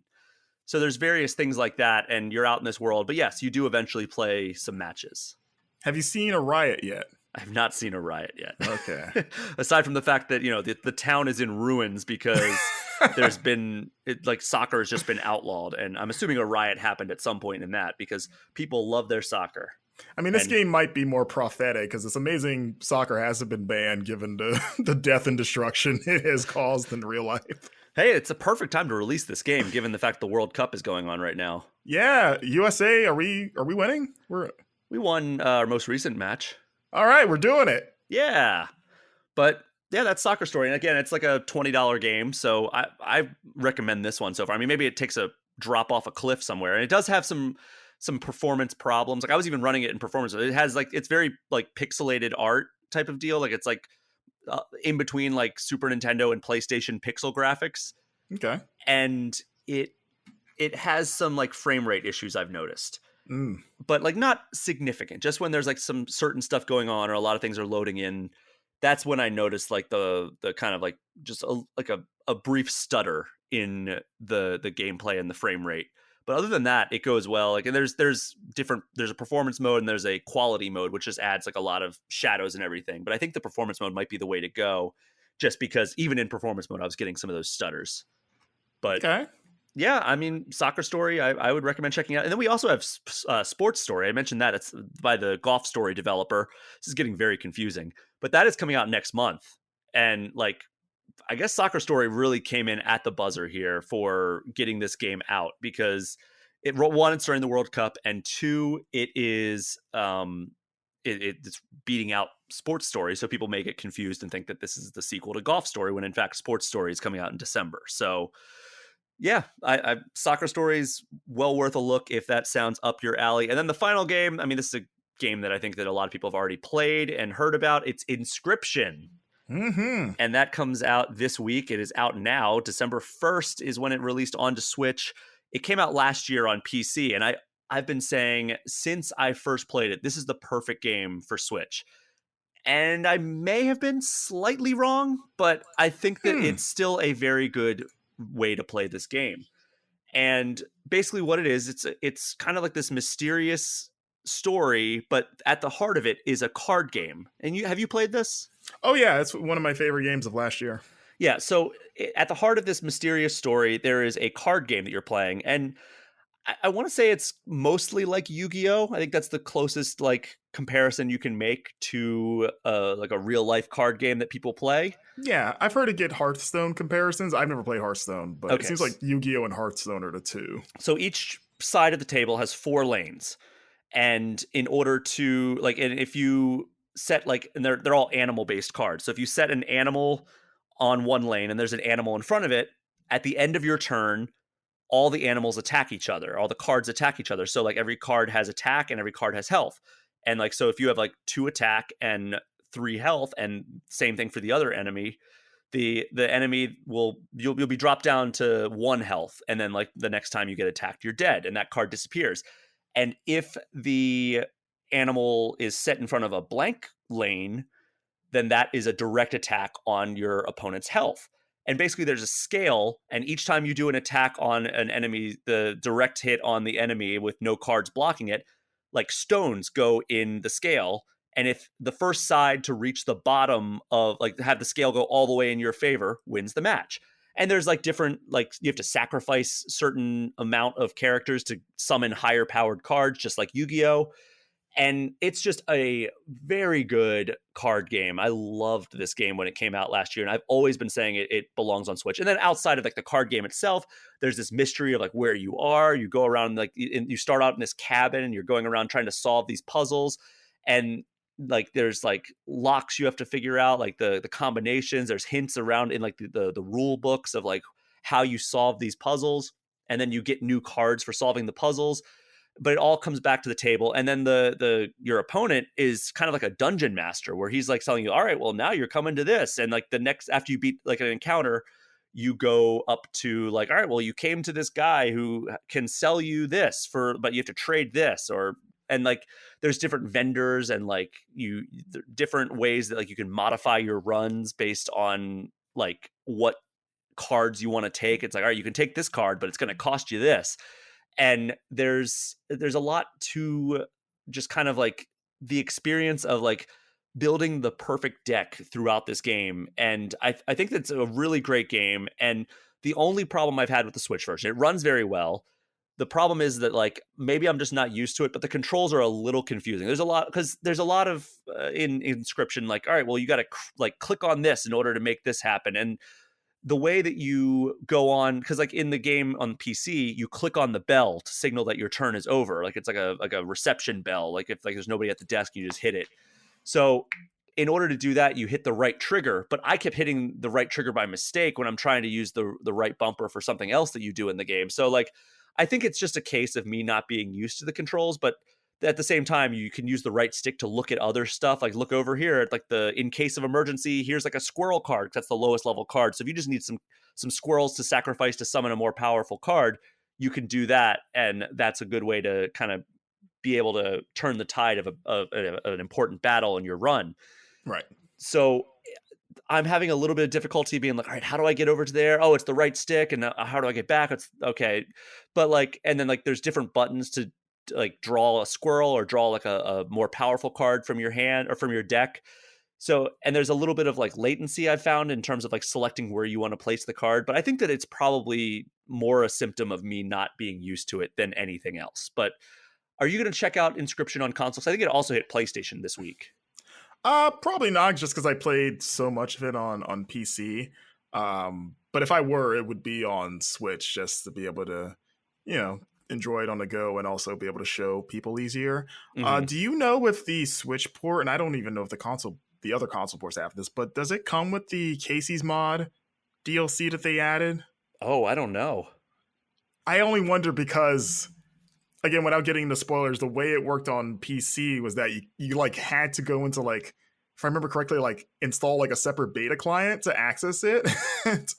So, wondering how you do that on console. I mean, I guess you could just put it in there, but it would kind of lose the magic. So yeah, I was wondering if they included that or not, because that was like a free thing on PC. Huh. I'm not seeing anything, but it's basically the like there's some story stuff, but it also allows you to play the cabin section indefinitely.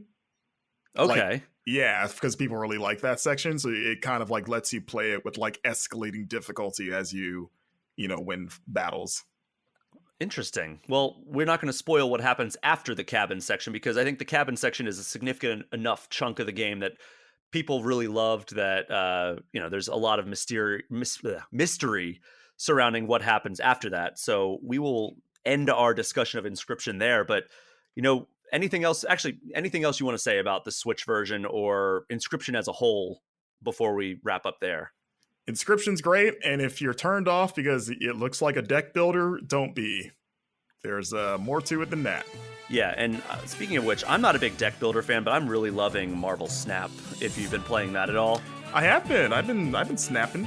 Yeah, it's a great game. I love it on my phone. It's not a Nintendo game, but that's just a recommendation. If you're a deck builder fan and you like Marvel games like I do, check that out. Yeah. It's a free-to-play deck builder on mobile. Yeah, they should bring that to Switch, though. They should. That would be great.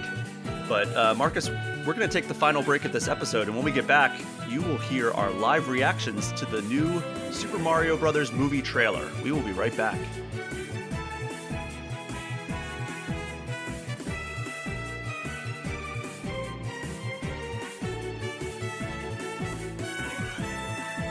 We are back for the final segment. While we don't have definitive ranking or eShop Gem of the Week this time around, we have a little bit of a special presentation for you.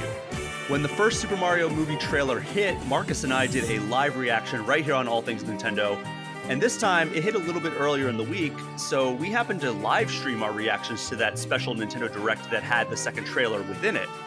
That stream featured myself, Marcus, and Game Informer's Kyle Hilliard, who I am now welcoming onto the show for this final segment. Kyle, how are you doing?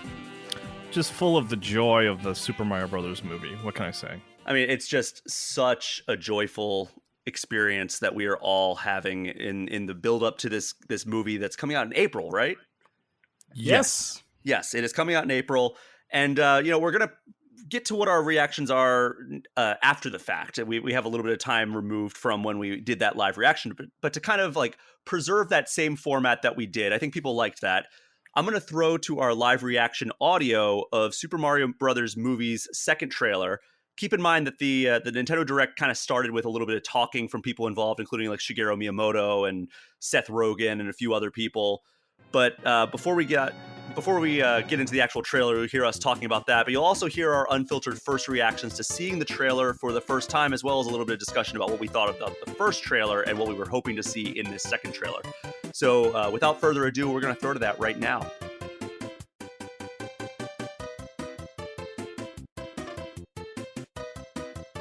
But real quick, go around the horn.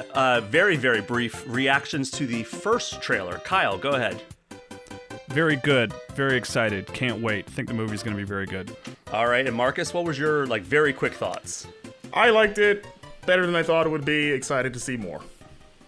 I think that's kind of how I was as well. The Mario voice, I think, is the very divisive part of the whole formula there. Kyle, what were your thoughts on Chris Pratt's Mario voice? A flat fine. I think Chris Pratt is actually a very good voice actor. I think he's fantastic in the Lego movie, like underrated vocal performance. I don't know if that is necessarily going to translate to Mario, but like I don't really have a problem with him as a comedic actor, but yeah, I don't know. I'm not as down on it as everybody else, but I'm certainly not like this is going to be it, guys. And real quick, Marcus, before we start this stream, what do you hope to see from this trailer? I hope we get to get longer speaking roles for not only Mario, but I want to hear the other characters. I actually want to see Peach. We haven't seen her at all. Well, it certainly seems by the key art that they've released that we are going to see Peach in this trailer. Hopefully hear Anya Taylor-Joy give her voice. So far, I think all the voice acting has been good. I know Chris Pratt has been railed on in terms of like his approach to it. It's more kind of in like the pre-Charles Martinet voice, like the Bob Hoskins style. But, I think that the first trailer was promising, and I'm really excited to see this second trailer as soon as it starts. It should be any moment now. Oh, here wow, we go. Look at Good that. timing. It heard me. And if you're in the chat, let me know about audio, because I'll turn up the trailer from my end. Hello. But we're mostly going Turn to, up I think, a little keep quiet here. I'm Shigeru Miyamoto. Oh, from Miyamoto's Nintendo. here. Today, I'm excited for you all to see the second trailer for the Super Mario Bros. Movie. Me too. Thanks for having me. The first He's got the trailer shirt on, re-released in so October was seen by mean, it could be lots and any lots of Mario people shirt, Kyle. around the world. Thank you all for supporting this movie. It's Hey, we haven't bought almost tickets yet. finished, and Calm down. I'm not supposed to say anything else about it. Oh, they put the Chris, muzzle on Let's Miyamoto. introduce our special guests. You think it's the other actors? Thank you, Miyamoto. That- remember last time? It was Just Melodon, producer. Stomping Goombas. Hey, Anya Taylor-Joy, do you think she'll have her accent, her British accent, or is she dropping it for this? I don't know, because a lot of fantasy situations keep the British accent, but I think she might keep it. I think she keeps it. I always forget that she's British. I feel like most of the roles I watch her in is her playing an American. So I don't even know if I've ever Yeah. heard her natural accent. All right, here we go. Soho. Direct and Mario fans from all over the world. We are just moments Now away I'm from getting my seeing wish. Here it Princess is. Peach for the very first time, and I She in a personally could public not be bathroom? more Where is she? excited. I hope that you enjoyed the movie as much as I enjoyed Well, she's keeping her British accent for this part. Go. All right, let's go. Hi, Pandas with no, Bombs. Peach colored Fake out. hoodie, I'll In note. chat. Looking forward to this since the casting process. I thought she'd be perfect for Princess Peach. I'm also looking forward to this person's performance. Playing Donkey Kong is Seth. Oh, Seth's here? Hi there. I'm Seth Rogen, and for my entire life, I've been a fan of the worlds created by Miyamoto-san. In fact, my dog is named Zelda. Ever since I was a kid is. playing, So you're playing Donkey playing Kong. Choice 10, I remember looking at Mario Brothers and thinking, if they ever make a movie out of this, I better be in it. how high do you And think he is? I'm happy to say that dream came true. Well, he's I probably thank like you, 30 or and 40 Zelda does stories too. up in the air, judging by the Thanks, window Seth-san. behind Right. him. In That's my what you meant, neighborhood, right, Marcus? There's a cat named Mario and a dog named Koopa. Okay then, let's. I press the sued start them. button. All right, here we go.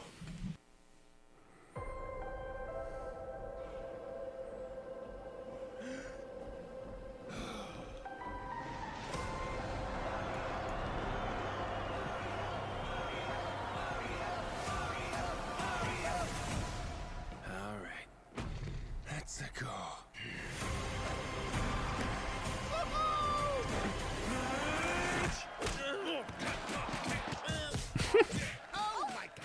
Donkey Kong looks good. Oh, there's Cranky there. Did you see Cranky there in the Did not back? see Cranky. But I'm about to rule the world. Wow, yay. But there's one problem. There's a human, has a mustache, just like you. You think I know every human being with a mustache wearing an identical outfit with a hat with the letter of his first name on it? That's Charlie Day for sure. Bowser is coming. No Together, accent. We are going to stop that monster. How? Look at us. We're adorable. I got this. No problem. Yes! We've all done that. Our big adventure begins now! Get it off, get it off, get it off! Oh, Oh, Tanuki suit? With a lot of galaxies. PETA punching the air right Yoshis? now. They're all counting on us.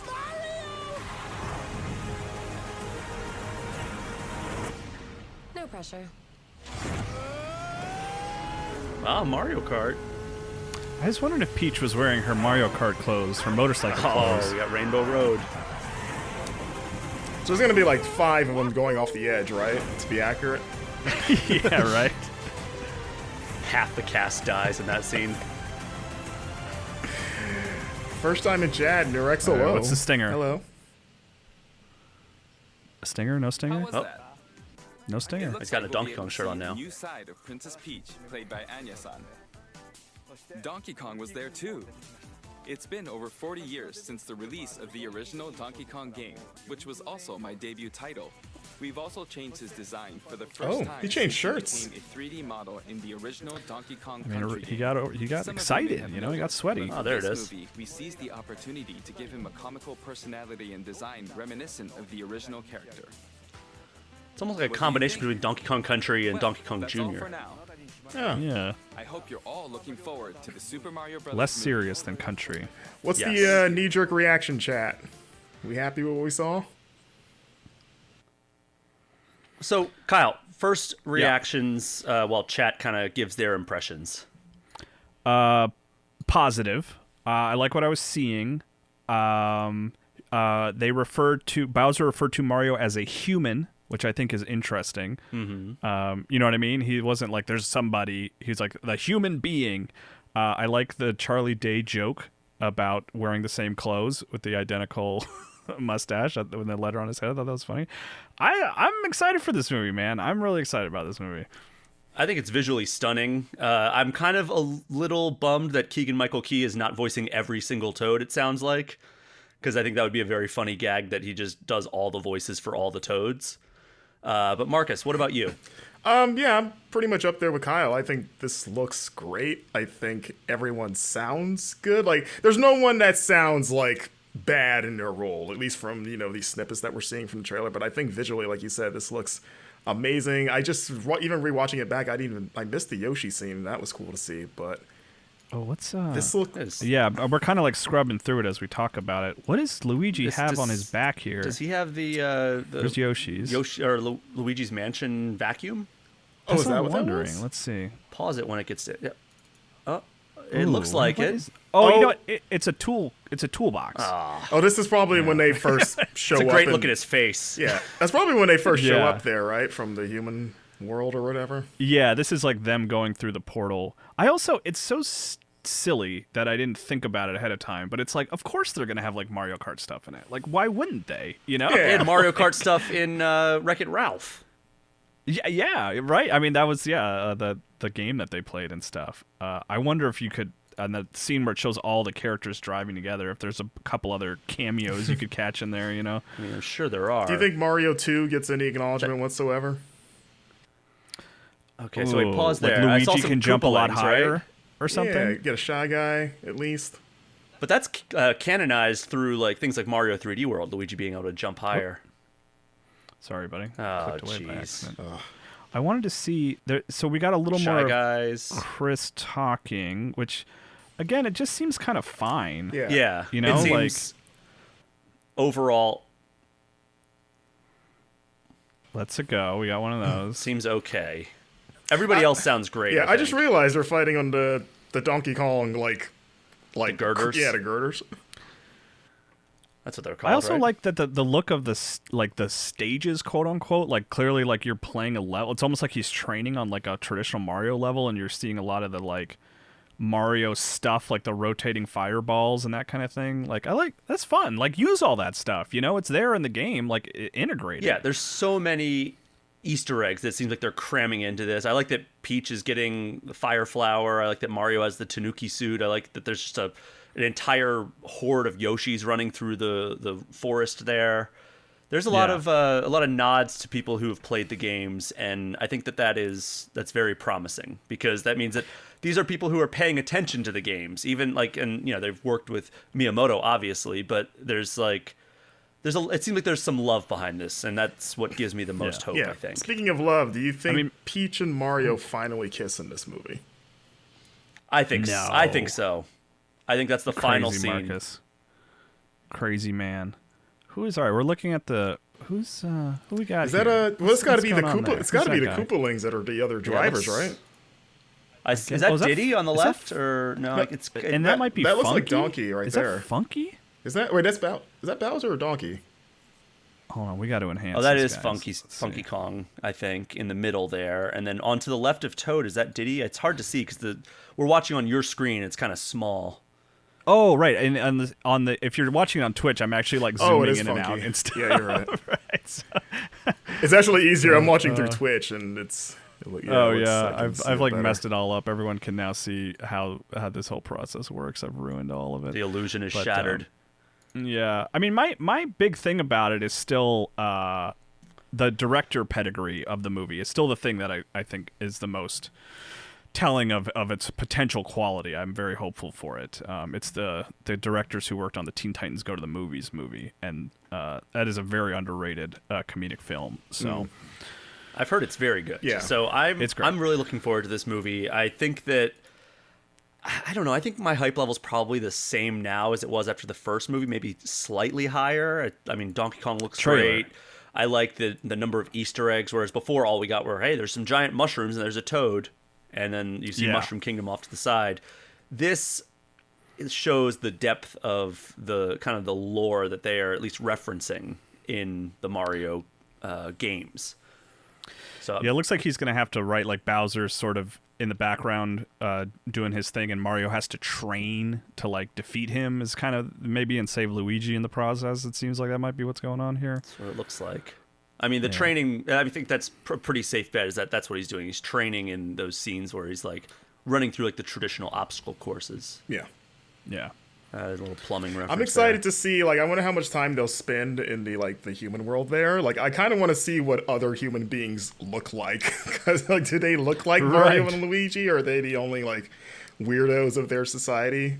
You can see one guy kind of in the back there on Mario's left. Yeah. It looks like the guy from like, Up. I was going to make the same joke. It does. Yeah, they just fixed up his plumbing. They know each other. Yeah. All computer But, yeah, graphic I'm excited, characters. man. I can't wait for this movie. Yeah, we got a wild Dan Tack in chat. Oh, hey, Dan. Now, we know What's that he saying? there are references to, like, Donkey Kong and Yoshi, but, like, those are kind of all Mario-adjacent franchises at this point. Do you think we get any non-Mario or Donkey Kong or Yoshi references? Like, any Nintendo references outside of that? Or even, like, others? Like a Pikmin or something? Is that what you mean? Yeah, like, I mean, that? at Super Nintendo World, for example, which is also at Universal Studios, it is, like, there are Pikmin all over that park.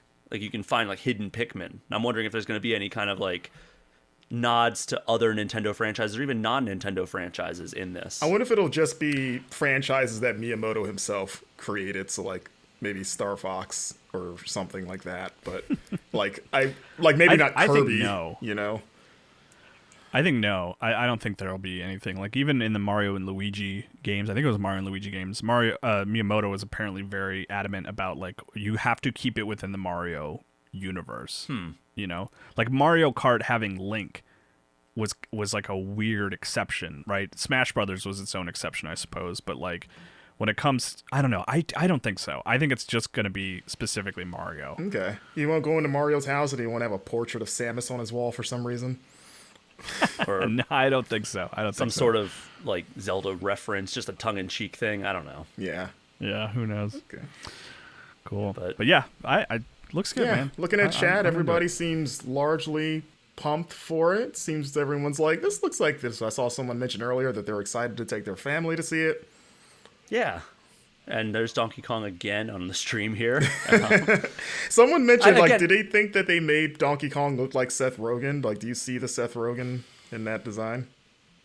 Like, in his face, I guess? Maybe they made it how Seth Rogen sounds. Because, like, that guy looks like he would sound like Seth Rogen.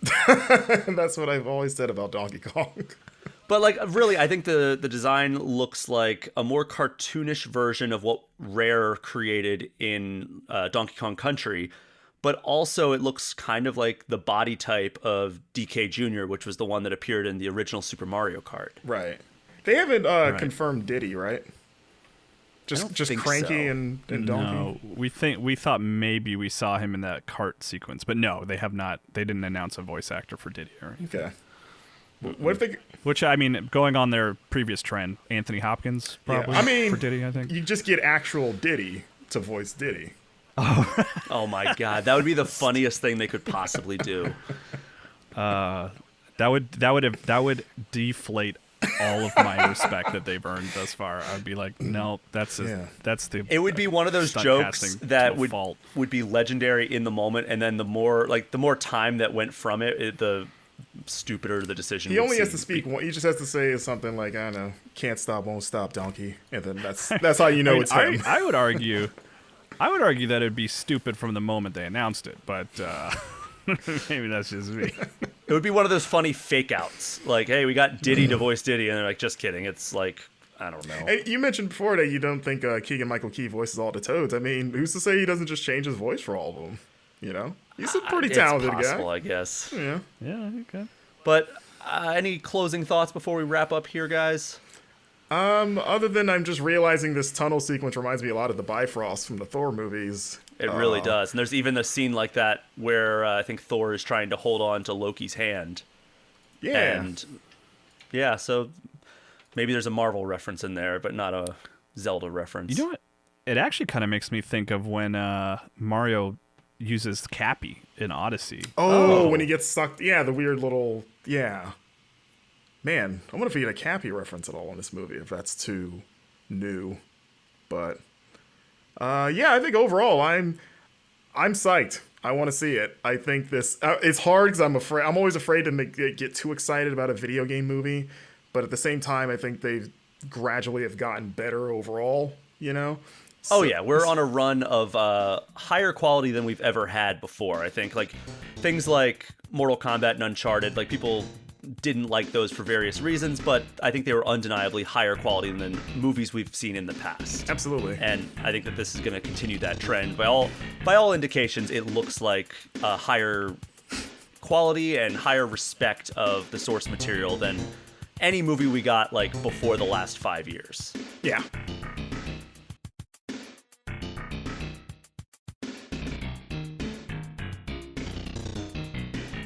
All right, so now that we are a bit more removed from that live viewing that you all just heard, I think that we've maybe all had a chance to go back and watch the footage again, or at the very least, kind of check out social media reactions, confirm our own initial reactions, maybe change our minds about how we were feeling in the time since.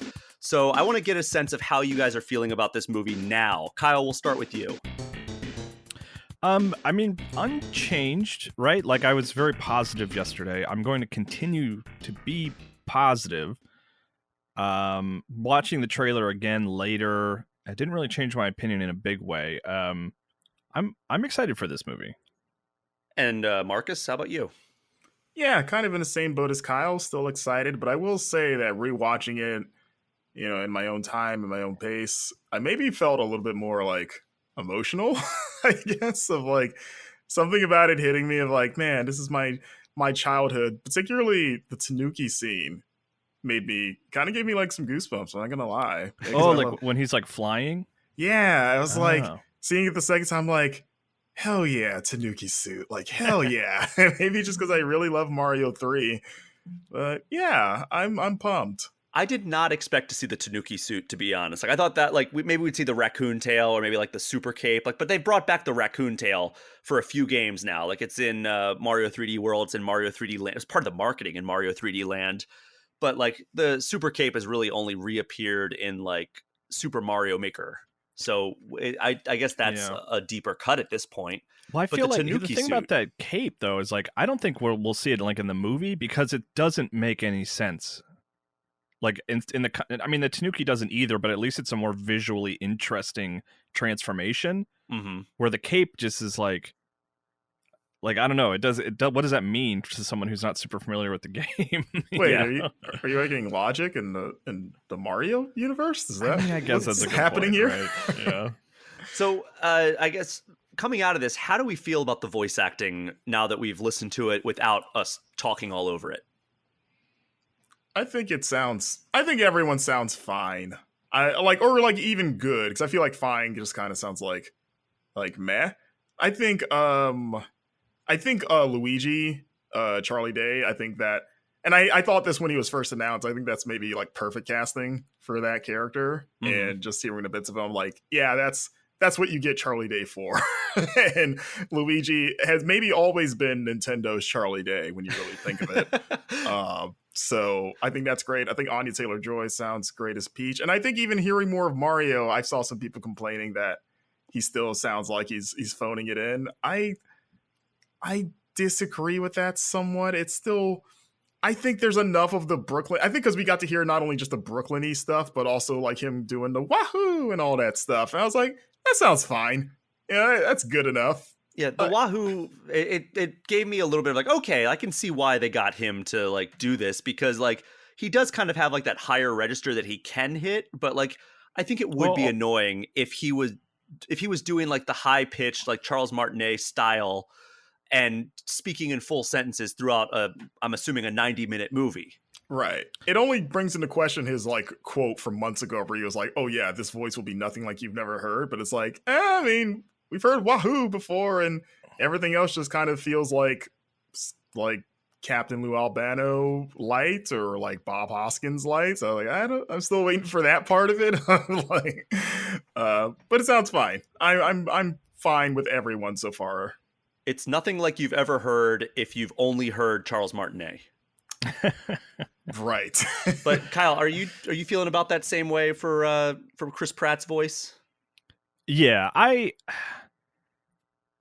don't have a problem with it. I said even in the stream, like, I think Chris Pratt is a very funny voice actor. Like, I think people kind of don't remember Lego Movie. Like, he is really great in Lego Movie. Like, and I feel like it's going to be, I think I'm going to watch this movie and I'm going to be like, Chris Pratt did a great job. That was great. He's funny. Mario's funny. But there's no winning. There's nothing he can do that will please people. Ever. Period. It can be the best performance of all time. And when the movie comes out, people are going to be frustrated with it, you know? And I think that comes from the fact that there exists a version of a Mario voice that people are familiar with. And it's confusing why he's not part of the movie, or he is part of the movie, but he's not Mario, you know? And yeah, I don't know. The thing about it is Martinet, he's a good actor, and there's no doubt in my mind that he could have delivered like a really palatable, interesting Mario, but like the Mario that we know is very strange to hear in extended full sentences. Like, and he doesn't do it often. There's a promotional ad for Mario Sports for DS, and the premise of the ad is that like Mario's at a press conference answering questions, and it's Martinet answering questions as Mario, and it's like full paragraphs of text, and it's weird. It's not great. Yeah, I've heard some of those too. Like there was like an early demo where he was just like talking to people as Mario, and it was like, yeah, this feels not natural. Yeah. But that being said, Martinet is a talented actor, and he could have, it would have been different. We would have all been confused by it in a different way, where we're like, wait, you have Martinet, but it doesn't sound like Mario. Like he totally could have done that. But I just don't think that the voice he has established for the games, I think that would have been tough for a 90 to 100 minute feature, you know? And also we've seen it in other blockbuster movies, like the Sonic movies. They didn't have Roger Craig Smith come over and voice Sonic. I mean, they did have Colleen O'Shaughnessy voice Tails, who has done it in the games and in the Sonic Boom cartoon. But they got a completely new, recognizable by the mainstream voice actor for both Sonic and Knuckles. Yeah, Ryan Reynolds plays Pikachu, and he just talks like Ryan Reynolds. He does. It's very funny. Nobody complained about that. No, they did. They just forgot.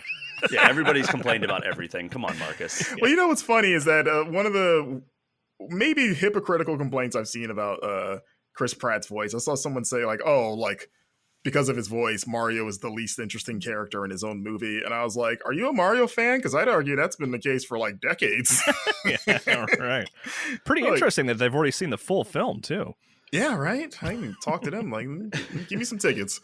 Yeah, like I said, I think the voices sound great, but I want to ask you guys. I had a fun thought. Do you think between these two trailers that we have already heard Martinet's cameo? And we don't realize it yet? I was thinking we might have heard it. Maybe he plays like one of the toads. Because like there's a toad that says, "Oh, we're adorable." And I was like, could that have been Charles Martinet? Because he's a chameleon with his voice. So he could really, he does Mario, Luigi, Wario, Waluigi, various other characters. So a dragon in Skyrim, right? Yeah, he is a dragon in Skyrim. He's Parthenou. Yeah, the talking one. What if he was that penguin in that first trailer? Could have been. That's kind of Parthenou-like, same vocal range. Yeah, he could really be anything. It would be funny if like they were playing like Mario 64 and that was where we heard Charles Martinet's voice. Oh, no. Some sort of meta thing like that. I hope like not. He didn't record any new lines. They just had audio. It's like, well, technically we're not lying. He is in this. We didn't say it was new. But did you notice that Peach, I think she mentions like there's multiple universes, multiple worlds, multiple galaxies. What if they do the multiverse thing right off the bat? That's all the hotness right now. You know what you do, right? The second movie is that he meets Sonic. Absolutely. They do the Batman Superman thing of like the second film is the crossover, and they're like, yeah, Sonic. It's going to be Sonic Mario Olympic Games, the movie. That would be hilarious if Shigeru Miyamoto was still, because the reason that the game that we got was Mario and Sonic at the Olympic Games instead of like Mario and Sonic go on an adventure. I asked Shigeru Miyamoto about this, and he was like, well, we didn't want it to be like an action game because like then it would be like, just why isn't this just their own game? We didn't want Mario to be in Sonic's world. We didn't want Sonic to be in Mario's world. So we just had them come together in like the concept of like the Olympic Games, because that's like people come from their own countries, their own worlds, I guess, in the Mario universe, and they come represent their people. And that was kind of like the way they could do that. And so it'd be funny if Shigeru Miyamoto carried forth that like philosophy of like, oh, we don't want to do like a Mario movie, or we don't want to do a Sonic movie. They have to play the Olympic Games. That's the movie that we're going to go with when these characters cross over. I didn't know that. That's the worst excuse I've ever heard for not giving people what they want. Of like, well, we don't want them. It can't be Sonic and Mario do something you actually want them to do. It's got to like let them save the Olympics if it's got to be in the Olympics. I don't want them competing. Like, let them go on an adventure in the real world. Well, it's funny because the mobile version of the Sonic at the Olympic Games in 2020, which I think didn't come out till 2021 because of the pandemic, but it was based on that. Like there was like alien invasion, and you had to save the Olympics while also competing in the Olympics. It was very, very silly, and Mario was not involved at all in that. Oh, we'll see that. But yeah, next movie Marcus, gets though, Sonic. like if you put them side by side in the same game, right? Like Sonic's gonna suffer like a lot. What do you mean? You know what I mean? Like what do you mean? Because we didn't have to play Mario Odyssey and Sonic Frontiers back to back. They were separated by years, but like if you start, it's like, all right, I get to pick who I play as. All right, let me play as Mario. Oh, that's fun. Let me play as Sonic. Let me get right back to Mario. No, what if it was a Nintendo developed game and they got to see if they could make a good Sonic game? Like they literally just make a new Mario where you play as Sonic. Impossible.